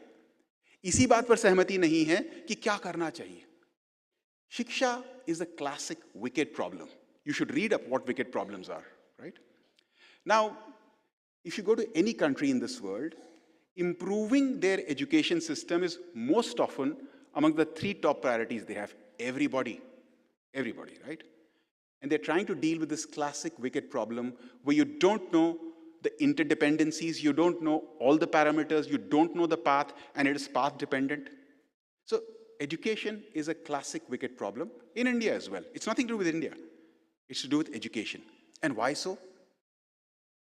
Because education has so many parts. And at the end of it, the most important thing is it's about changing the hearts and minds of human beings, which is so difficult, so impossible. Now, the national education policy, in my estimate, has done yeoman work, has done quite a remarkable thing by trying to grapple with this wicked problem. It has many characteristics. मतलब राष्ट्रीय शिक्षा नीति की बहुत सारी characteristics हैं, सबका उल्लेख तो यहाँ नहीं किया जा सकता. मैं 3 बातों की तरफ आपका ध्यान आकर्षित करता हूँ. पहला, तो राष्ट्रीय शिक्षा नीति जो है वो कॉम्प्रिहेंसिव है. कॉम्प्रिहेंसिव मतलब टीचर एजुकेशन को देखता है, असेसमेंट को देखता है, क्लास को देखता है, इंफ्रास्ट्रक्चर को देखता है, टेक्नोलॉजी को देखता है, पर्पस को देखता है, रेगुलेशन को सबको देखता है. All aspects, comprehensive. Second, it's deep. What do I mean by deep? शिक्षा में you can do anything you want in this wicket problem. Nothing will change, nothing will improve unless classroom practices and culture changes. We can keep doing whatever we want. Nothing will happen unless pedagogy, classroom practices change. The national education policy is deep because it goes right from, let's say, Vigyan Bhavan or the parliament, which means regulation and investment, right down to the classroom, right down to the practice of the teacher. So it's deep. The third thing that I want to point out to you is, and this I'll return to, is it's cultural. That's unusual about any kind of policy. It's cultural in nature, and I'll describe it to you in a bit. What do I mean by cultural? So the classic wicked problem that we face, which every country faces, of improving education, I think the country has made a remarkable start by taking on the national education policy. Comprehensive, deep, cultural. My second point. The second point is the Vidya Samiksha Kendras that we are talking about. The first slide had, I forget the exact phraseology, but it had that if you measure, what you measure is what you get, right? What you measure is what you get. The problem with then measurement is that you end up measuring only a few things. In a wicked problem that requires a comprehensive approach, which has so many aspects. If you start measuring a few things, you will have improvement only in that. Those of you who are interested in education, work in education, and most of you, you know, it's quite possible to have improvement in learning outcomes without actually having any improvement in assessment or any improvement in pedagogy. Is it real improvement? No. So, it is very critical that if you're adopting a comprehensive approach, your measurement be comprehensive. And the Vidya Samiksha Kendra, I think, is an excellent effort to ensuring, you saw the slides, it doesn't miss out on aspects, and I'm sure it will be built further. It's a balanced approach to assessment. It's a balanced approach to real-time monitoring. And the problem is, unless you do that, if you start measuring only one kind of a parameter, that entire comprehensive approach that we have is bound to not improve things. So to my mind, the Vidya Samiksha Kendra, the great importance of it is not that it is digital, not that it's online, and that's very powerful. But what is really important is that it's attempt to be comprehensive. So that's the second point. Third, and I'm going to end with that. The third point is, we have this comprehensive national education policy.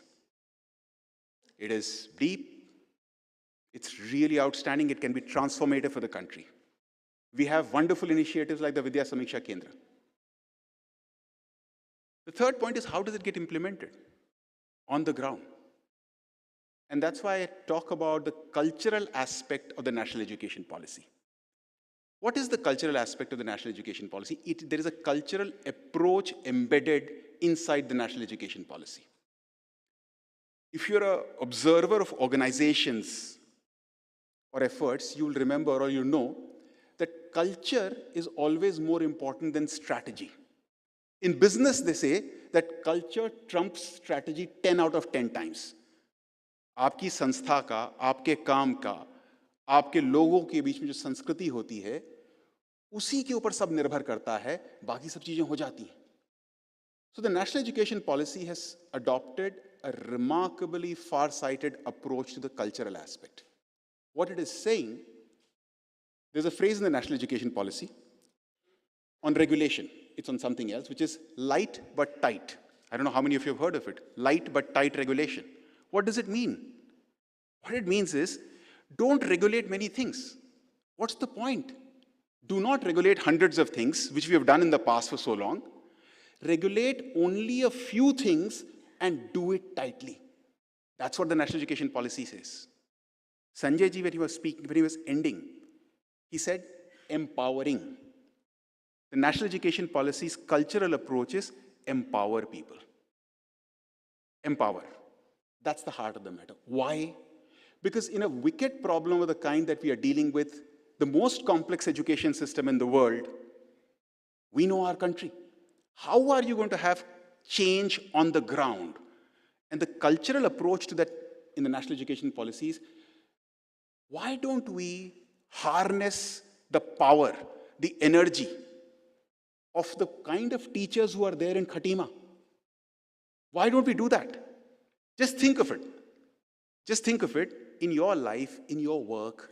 You've come across, why is Sunny Singh here? How many collectors are there in this country? 770 or something, Sariji? Now, why is he here? Did his chief secretary tell him that, please change that in the school? He didn't. He's done it his own. How is it possible to harness the energy of people like Sunny Singh or the teachers in Khatima? You can do that by empowering and trusting them. Invest the energy and time in empowering, trusting, enabling those who have this insight and let it flower. When that happens, those in the middle, Sunny Singh or the Khatima teachers are exceptions. I travel around the country and I see 10-15% teachers like the Khatima teachers, not 90%. But the thing is, if you support those 10% teachers, अगर आप उनका समर्थन करते हैं, उनके साथ काम करते हैं, उनको फ्लावर करने की परमिशन देते हैं, that influences another 60%. And that is not something that I am theorizing.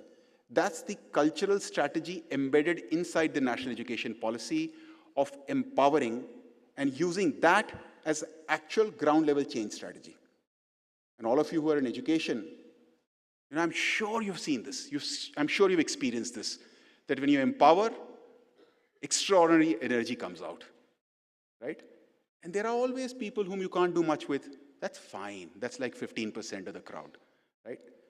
So with that, and with a plea or a request to all of you to empower these Khatima kind of teachers or the Sunny Singhs of this world, thank you very much.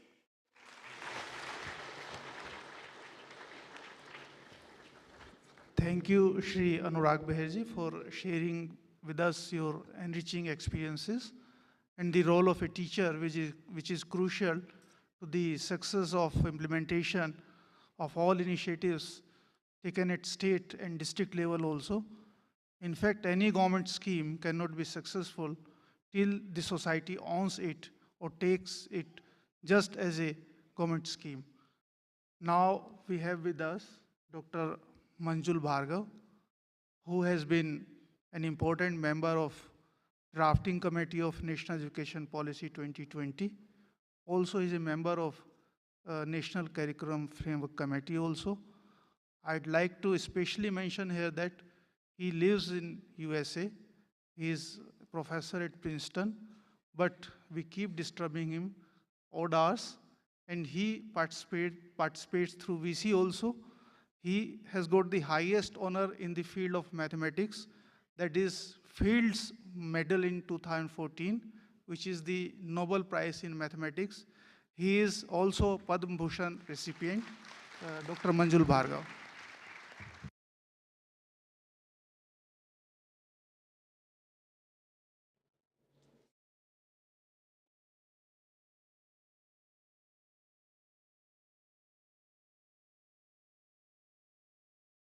Thank you very much, respected Secretary Shri Sanjay Kumarji, Joint Secretary Vipinji, Joint Secretary Lang Chamhoy Changsanji, fellow speakers, and distinguished members of the audience. Namaskar and happy Civil Services Day. It's a real honor to speak on this occasion about the notion of Samagra Shiksha. During this important time that Samagra Shiksha has been included as part of Civil Services Day and the Honorable Prime Minister's Awards. So it's a very exciting time to actually revisit what the notion of Samagra Shiksha really means. What is the importance of Samagra Shiksha? Why does this scheme exist? And what is the notion that we're trying to bring to our schooling system? So I want to just say a few words about the importance of Samagra Shiksha to celebrate this occasion. So the aim of the scheme, which was launched in 2018, is to ensure a holistic approach to education. And this is holistic across subjects, holistic across grades, holistic across the different parts of education. So some of the desired consequences of such a holistic approach to education include breaking down barriers and silos from preschool all the way to grade 12, between grades, between schools, between subjects, and between the various stakeholders of education, so that all parts of the education system and all the content that is taught within the education system can be treated holistically, they're connected, and are not disjointed. So that's one major goal of the Samagra Shiksha scheme.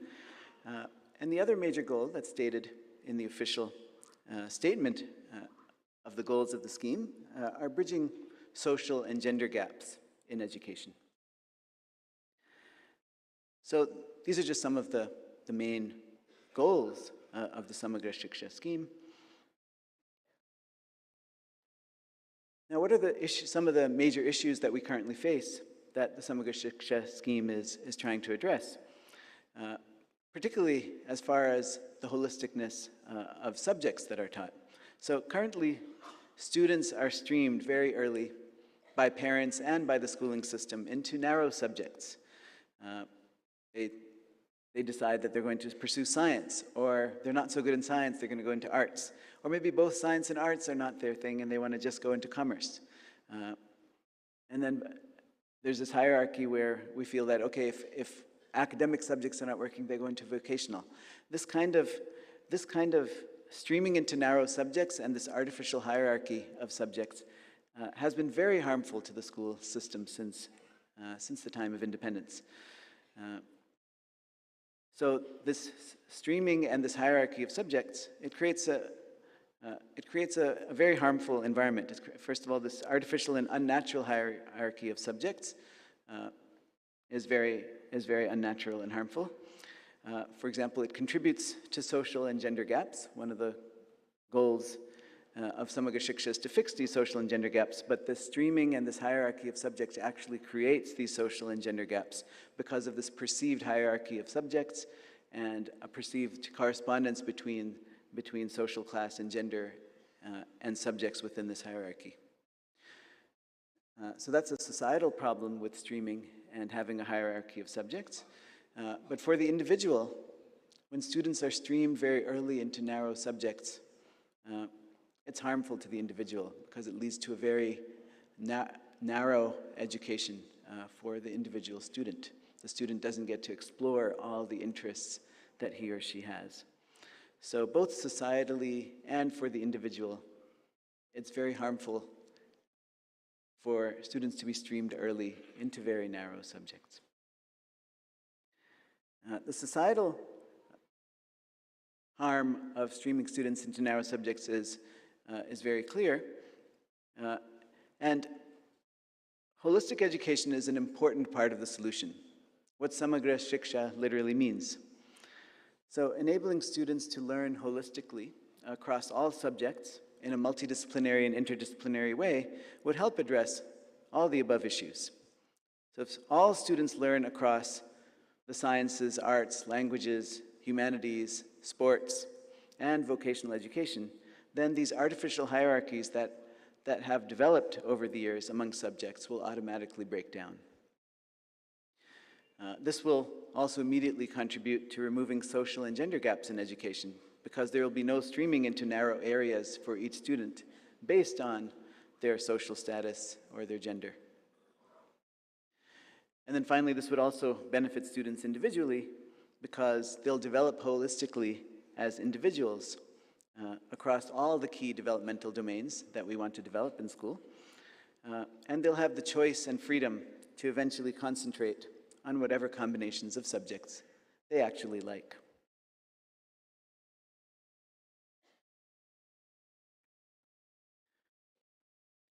So the societal benefits are clear that every student should be exposed to all areas of knowledge.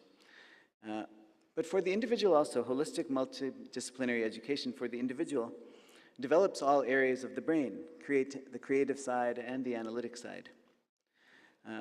Multidisciplinary education also develops the key 21st century skills that will be so needed in the new century.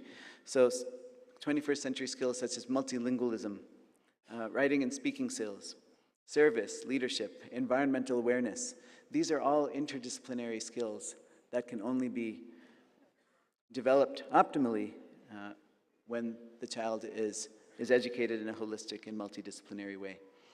And finally, holistic and multidisciplinary education encourages innovation. If you learn science really well, but also develop your aesthetic side, your innovative side, then you can make important scientific inventions.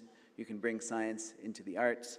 So it encourages innovation and evidence-based thinking, which again is going to be critical for the new landscape of employment, but also for an individual's happiness. To have holistic development and not be trained like a robot actually increases the happiness of each student. So these are some of the key reasons why moving towards the true meaning of Samagra Shiksha is so important for our schooling system.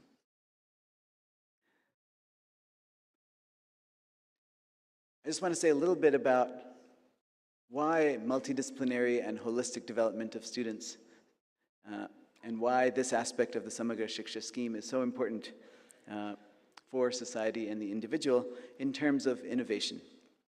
Because some of the most important, we want India to be a leader in innovation across science and social science.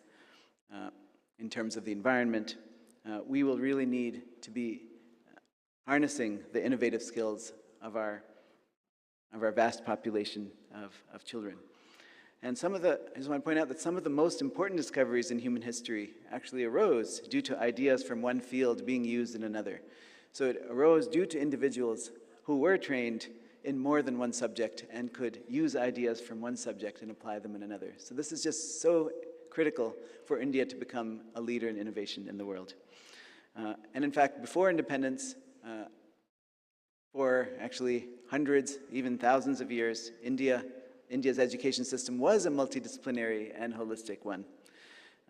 And some examples from India of innovations that changed the world include, for example, the development of zero. The concept of zero was invented in India.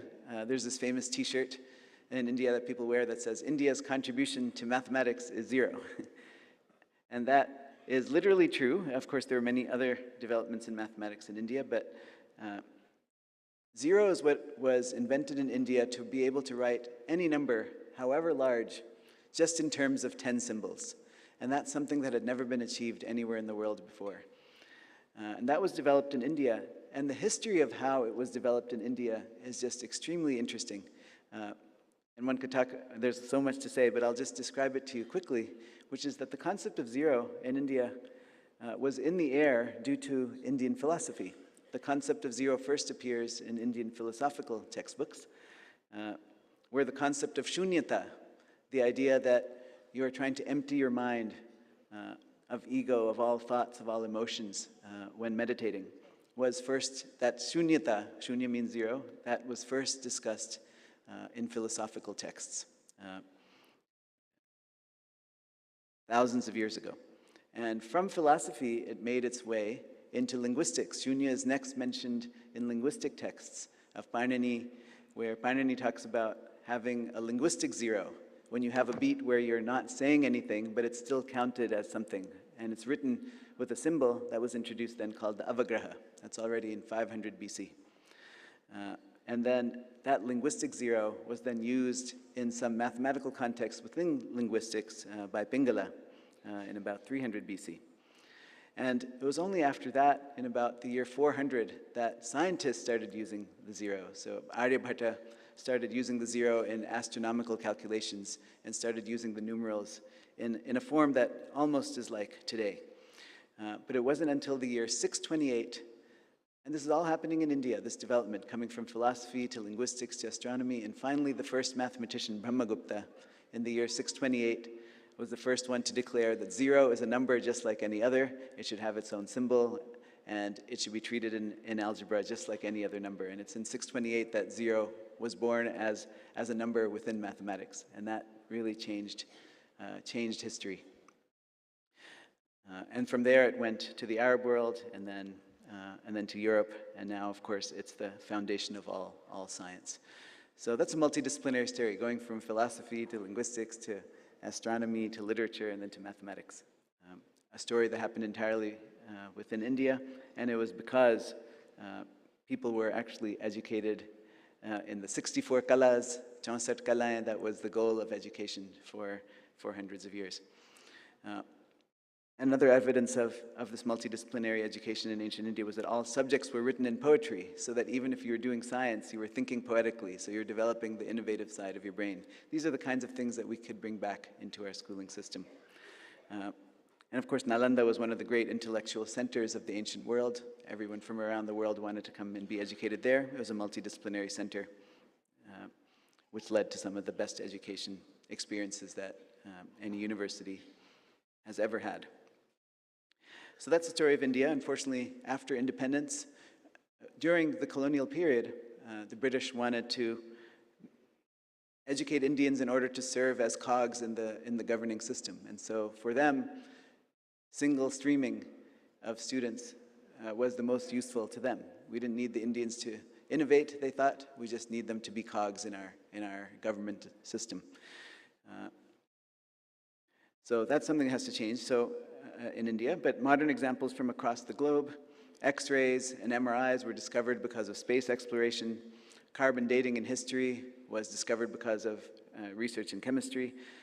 The individuals that were involved in discovering these things had multidisciplinary education.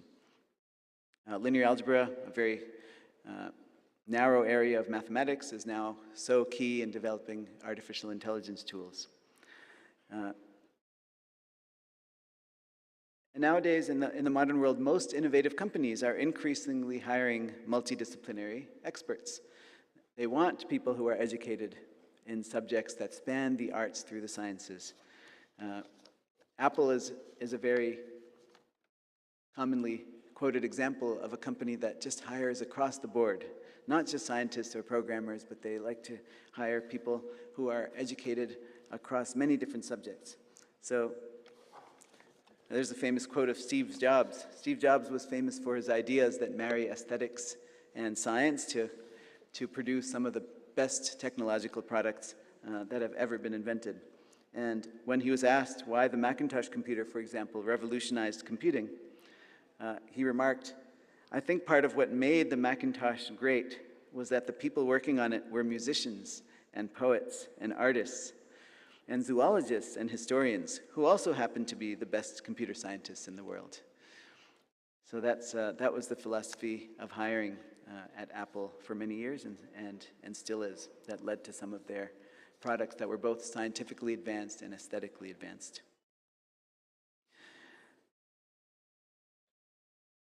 And just to point out, Nalanda was this multidisciplinary university. In ancient times, we've now moved towards these single-stream universities during British times. We need to bring that back because we can see that in the modern world. Now, Ivy League universities have become some of the great intellectual centers of the modern world. It's shifted from India to the United States in large part, this intellectual center of higher learning, these intellectual centers of higher learning. And of course, those are completely multidisciplinary. All students learn across all subjects. So these ideas that actually originated in India in a large part are now adopted and nurtured around the world and used to create some of the greatest education systems. Samagra Shiksha is something that we really need to bring back to India. So in conclusion, so I say multidisciplinary thinking is what will really be needed in the 21st century for outstanding innovation, employment, lifelong learning, as well as individual happiness and contentment. Single-stream curricula in schools and higher education are a remnant of the colonial period. It's time to return to the Indian system of holistic education, which is now adopted and valued around the world. We must do everything we can to ensure that we provide our students with such a holistic, multidisciplinary education, and the Samagra Shiksha scheme is a great tool and initiative to promote such holistic education. And regarding data and monitoring, as for example through the Vidya Samiksha Kendras, one aspect that I'd really like to emphasize that we should track the success of Samagra Shiksha and monitoring through the Vidya Samiksha Kendras. We should check that and monitor that various social and gender groups that tended to go into narrow areas of education traditionally over the last 100 years, 200 years, are now seen to be learning well across subjects due to the new initiatives in the NEP 2020 and the new NCF 2023, which will be coming out this year.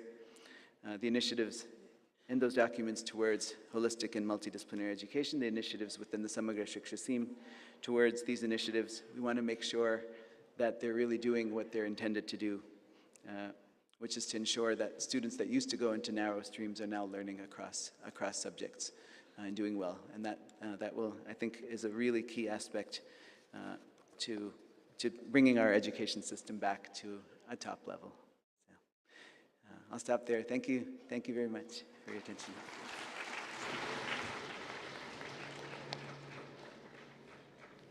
Thank you, Dr. Manjul Bhargav. You rightly have said that now this is high time that we should provide holistic and multidisciplinary education to our children, and we should be in a position to give to a child what the child wants, not exactly what we want to give. I wanted to take music as a subject during my schooling along with physics, but that time this type policy was not there.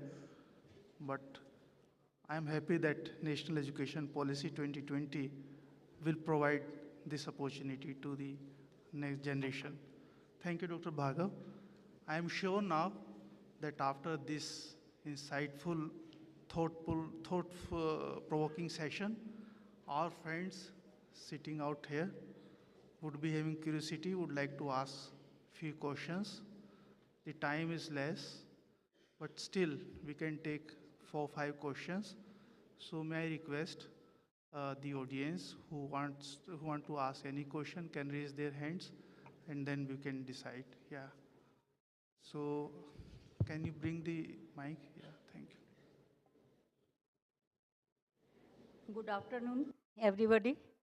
I am Shashi Prabha from NCRT.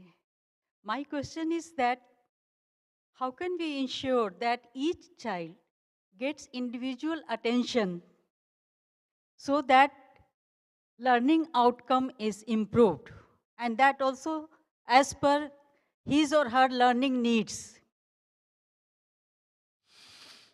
Sweetie ma'am, can I request you? Secretary sir? Oh, Sweetie ma'am, yeah. Thank you. That's a very important question you've asked, very fundamental. Uh, how do you improve a child's learning outcome? Now, I'm sure everybody agrees, and you all might be, many of you must be familiar here with the National Education Policy and the National Curriculum Framework for Foundational Stage that's been developed.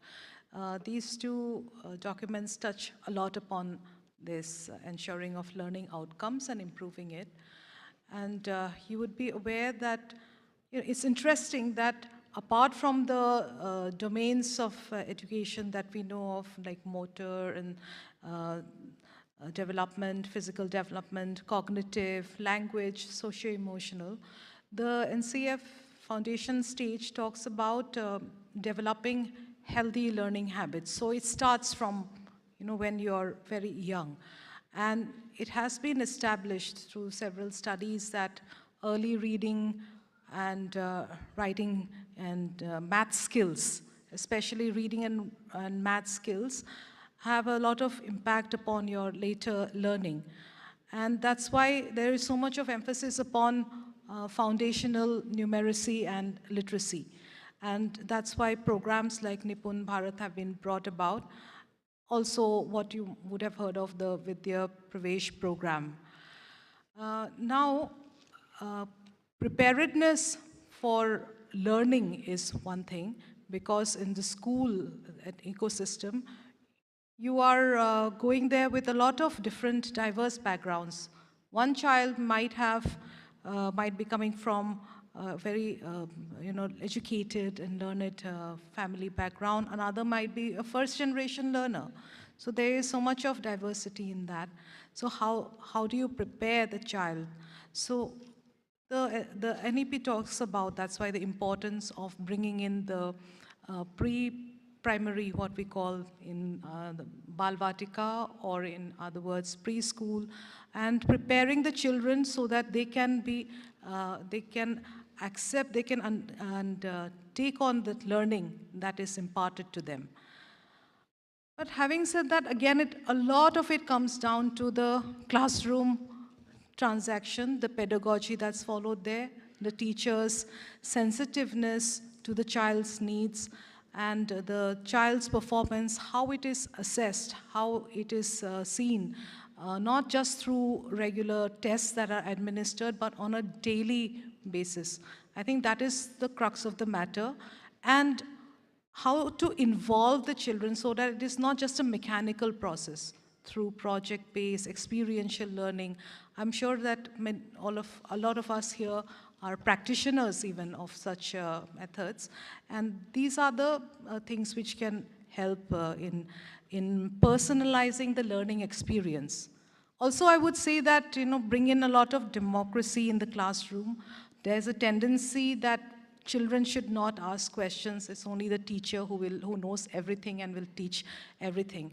But it is seen that when children are encouraged to ask questions, to give their comments or the feedback or share some experience of theirs in connection with that learning topic, it makes a lot of different kind of imprint and impact on them, which improves upon their learning. And of course, we've talked about assessment, and also parents' involvement is also very essential, family, community engagement. I think in short, as I said, these are so many of the ways in which a child's learning outcomes can be improved. I hope that addresses your question. Thank you. Next question, yeah. Good evening, sir. I am Anjani Kumar Mishra from NCT. So my question is based on 3 points which I saw during the heard during the talks. Honorable Secretary sir said that one of the challenges of our education system is low learning outcome. And Sunny K. Singh sir, he told about a lot of challenges which are faced in remote areas. And as later, Joint Secretary Sir told that any civil society plays a very crucial role in successful implementation of any public policy initiative.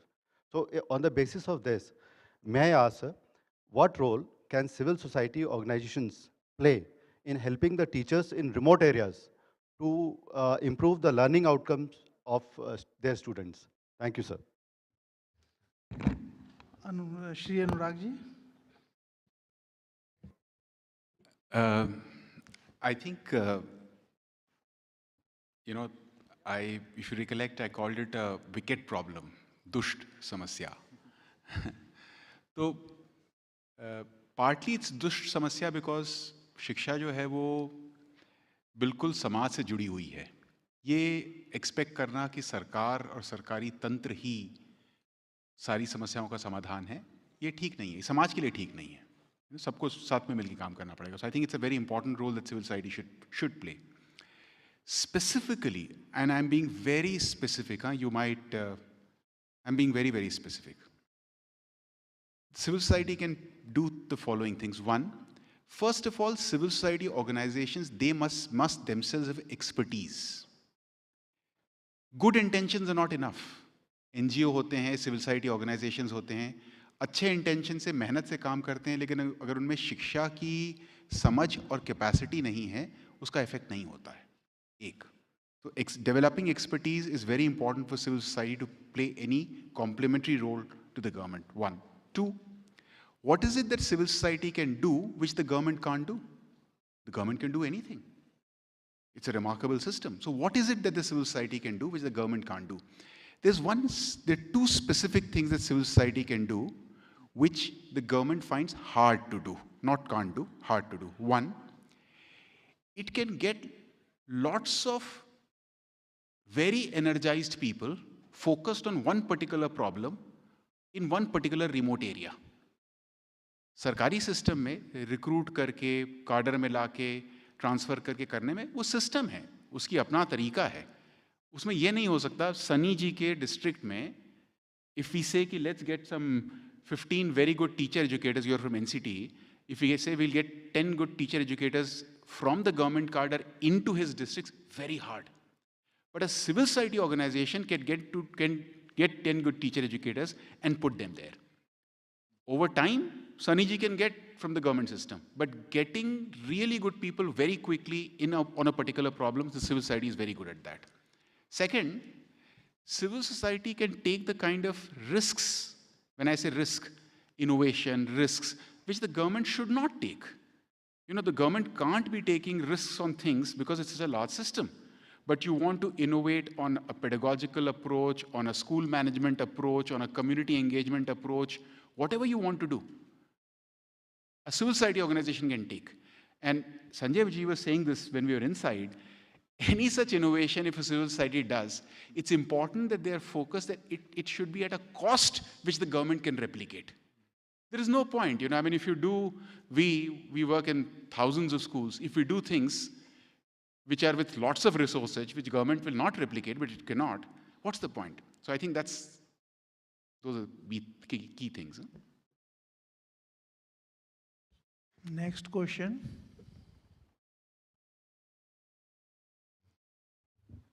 Good evening, panelists. My name is Kirti Sane, and I'm from Sanskriti School. Thank you for an enriching evening today and reflecting many of the ideas and thoughts and also enlightening us with certain things we were unaware of. My question pertains to NEP and value-based education. We as educators, and of course we as Indians in the cultural context that we talk about, are very conscious about values that we impart, whether as facilitators or teachers. All the time it comes a little naturally to us, and we consciously try and build them in our interaction with the students. Now, NEP also mentions value-based education. So what more can we do in order to impart this sort of value-based education as envisioned in the NEP is my question to you. Thank you. Dr. Maljur Bhargav would like to reply.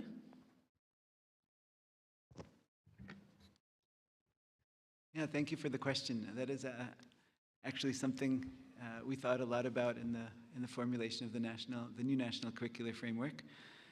It's become more important than ever, actually, to have value-based education and values included in education, because families are becoming more nuclear.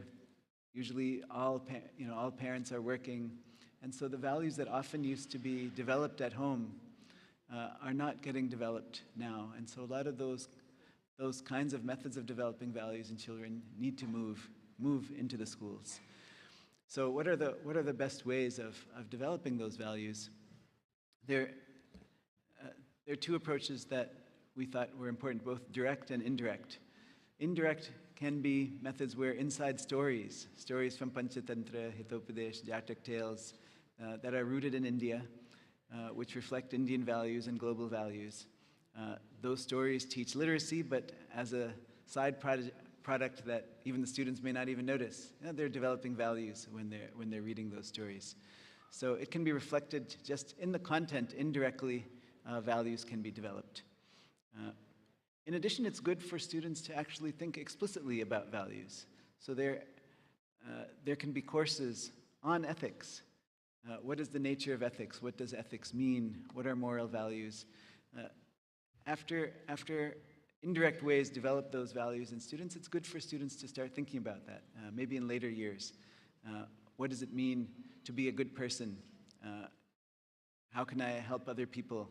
Why is that important for society? Thinking about such questions to develop a spirit of good values, of good ethics, of the value of service. That can be developed through more direct means, through courses on ethics, which include philosophy, Indian philosophy.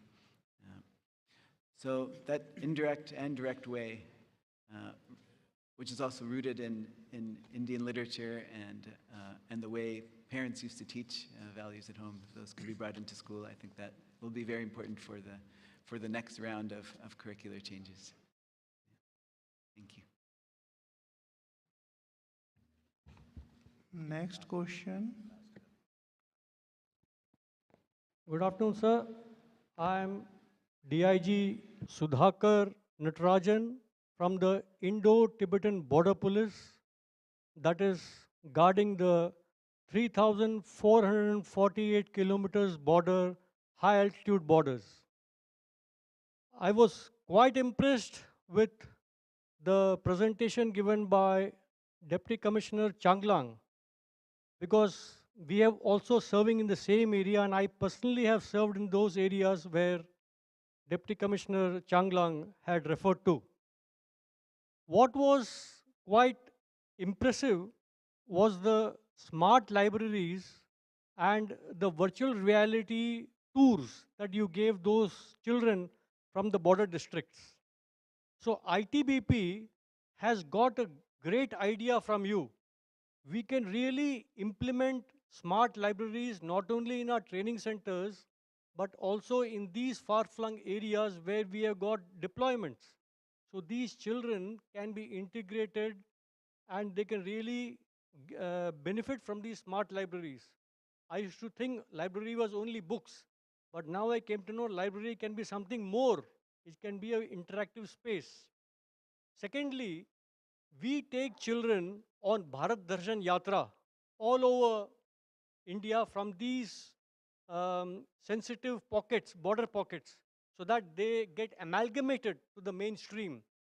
But the idea of virtual reality is so great that you can really make them increase their aspirations by showing them various parts of India from these remote areas. So this is very fantastic idea.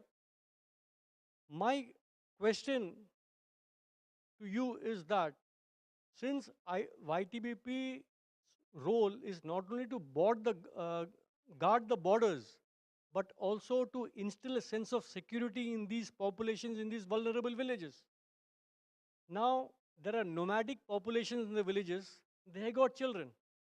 So, can technology be used so that he can attend classes from wherever he is at 15,000, 16,000 feet height, and the school is around 300 kilometers below?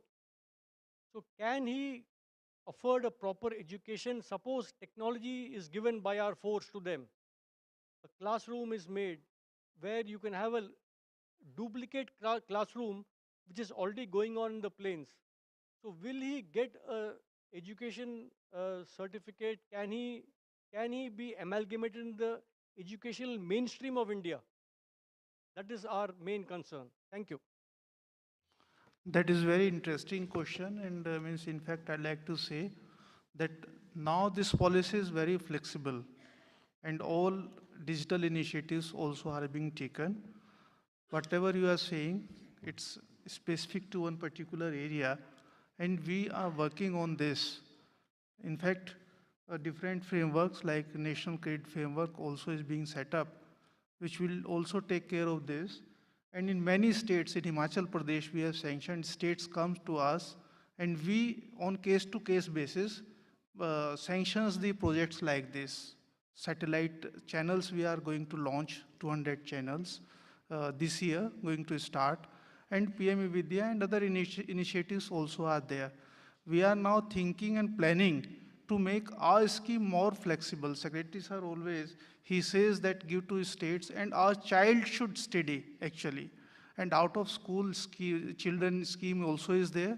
So I think, and especially if you want to add something, but yes, what you are saying, so we'll look into it, and it's very good thing, but already there are provisions. Yes, Sunny would like to say something? With your permission. Actually,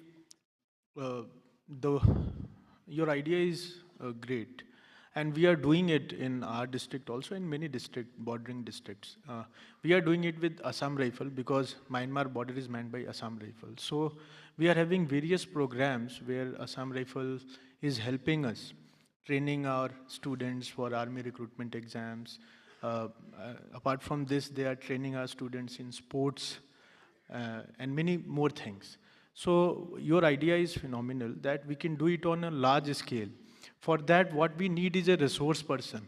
Like we have one satellite kind of setup run by your team, and we can have resource person in different villages. It can be started for the out of school children because they are out of school for too long. So for integrating them into school, we need 9 months, 10 month of training. So we can start it with this, and there are many more things that we can do, but we need one or two resource person where at the village level so that we can integrate that, because only virtual teaching can't be the real solution to this. We need someone at the last level who can solve the doubt of the children if they have some doubt, because children are inquisitive. So this is one thing that we can do. Thank you. Actually, we already are running late. So I just would request Secretary sir to guide and share some takeaways on the way forward. Sir. Thank you, Bipin. In fact, DIG Sahab, that is the power of conversation. So you said something and you got an idea, and this is what Dr. Bhargav was saying, that when unrelated people from different walks of life come together, good things happen at the interface. So thank you so much for your intervention. I was listening to Anuragji, and Anuragji mentioned that culture always triumphs over strategy. And this is why I think the national education policy is premised on the Indian ethos, which is part of the Indian culture. And any strategy which comes out of the Indian culture would have a much better chance of survival. I was listening to Anuragji, and I was reminded of something which was said by Peter Drucker, that culture eats strategy for breakfast. So yes, it is important to have a policy which is rooted in the culture of the society, and it is extremely important. And that is where NEP perhaps scores over many things which we have devised till date. I've been asked to make a submission, so I think we've had a very interesting evening and we heard from very different people. Sunny gave us a view from a very distant district in Arunachal Pradesh, and he has showed us as to what things are possible. So when you are planning to do things, then the possibilities always come to the fore, and he's been able to do that. Dr. Ratan Kanwar illustrated the work being done by proper adoption and implementation of VSK in Gujarat, sets a model for all other states, UTs, in the utilization of VSK to track progress and monitor outcomes. Anurag Beherji gave a very different perspective as to, he comes from the civil society organization side, he's out of the government and he looks at the education and he works with us. So he knows both sides, and he has touched upon very crucial points such as teachers' capacity building, strategic implementation of NEP, real-time monitoring via VSK. Dr. Bhargav reiterated on the importance of holistic education and how anything which is based in the culture, it survives. The National Education Policy 2020 has prioritized holistic education with the help of Samagra Shiksha, and he spoke all about Samagra Shiksha as to how important it is and what kind of a difference it is making in our society. Dr. Bhargav as well as Dr. Shri Anurag Beher are two of the very active members of the National Steering Committee, which is in the final stages of framing the National Curriculum Framework. And we are very happy to have both of them on the National Steering Committee. Their experience and learning is going to find an expression in the NCF, thereby enriching the experiential learning and what we've been talking about this evening about learning outcomes, that this is a great opportunity to be able to make quality transition in our schools to effect better learning outcomes. When you talk about pedagogy, then I guess one of the things nowadays we talk about is story-based pedagogy. So let me end by telling you a small story. एक बार गुरुजी थे और उनके आश्रम में उनका एक बहुत ही बढ़िया शिष्य था, वो पढ़ाई कर रहा था। तो गुरुजी को लगा कि शिष्य की पढ़ाई अब पूरी हो गई है, अब अलविदा कहने का वक्त आ गया है। तो उन्होंने उस बच्चे को बुलाया और कहा कि अब तुम अपना बोरिया बिस्तर बांधो और यहाँ से निकलो। गुरुजी की जो पत्नी थी वो इस बच्चे से बड़ी अटैच थी। वो बार बार कुछ ना कुछ बहाना बनाती रहती थी जिससे वो बच्चा निकल नहीं पा रहा था। अंधेरा हो गया और शिष्य को भी लगा कि अब जाने का वक्त है, और उनकी पत्नी को भी लगा कि अब मैं और कोई बहाने नहीं बना सकती हूँ कि इस बच्चे को मैं रोक सकूँ। तो कुछ उसके हाथ में एक लालटेन दिया गया और कुछ खाने पीने का सामान दिया गया और कहा कि जाइए। वो बच्चा जब 150-200 मीटर दूर गया तो गुरुजी ने उसको बुलाया और उससे लालटेन वापस ले लिया और कहा कि अब रास्ता जो तुम्हें तय करना है, वो जो मैंने तुम्हें शिक्षा दी है उसका जो आंतरिक प्रकाश है, उससे तुम अपनी ज़िंदगी का रास्ता तय करोगे। तो हमारे कल्चर में, हमारी संस्कृति में तो शिक्षा का यही महत्व है कि ज़िंदगी के आंतरिक जो रास्ते हैं वो हम शिक्षा के प्रकाश से ढूंढें, और हमें ऐसी व्यवस्था लानी है ताकि इस आंतरिक प्रकाश से हम सबों को सरोबर कर सकें। तो एक बार फिर मुझे बहुत अच्छा लगा कि आज आप लोगों के साथ हम लोग रूबरू हुए, आप लोगों से बात करने का मौका मिला। We have realised the importance of talking to each other, engaging in a conversation, and with this conversation I'm sure that we'll be able to make a difference. Thank you.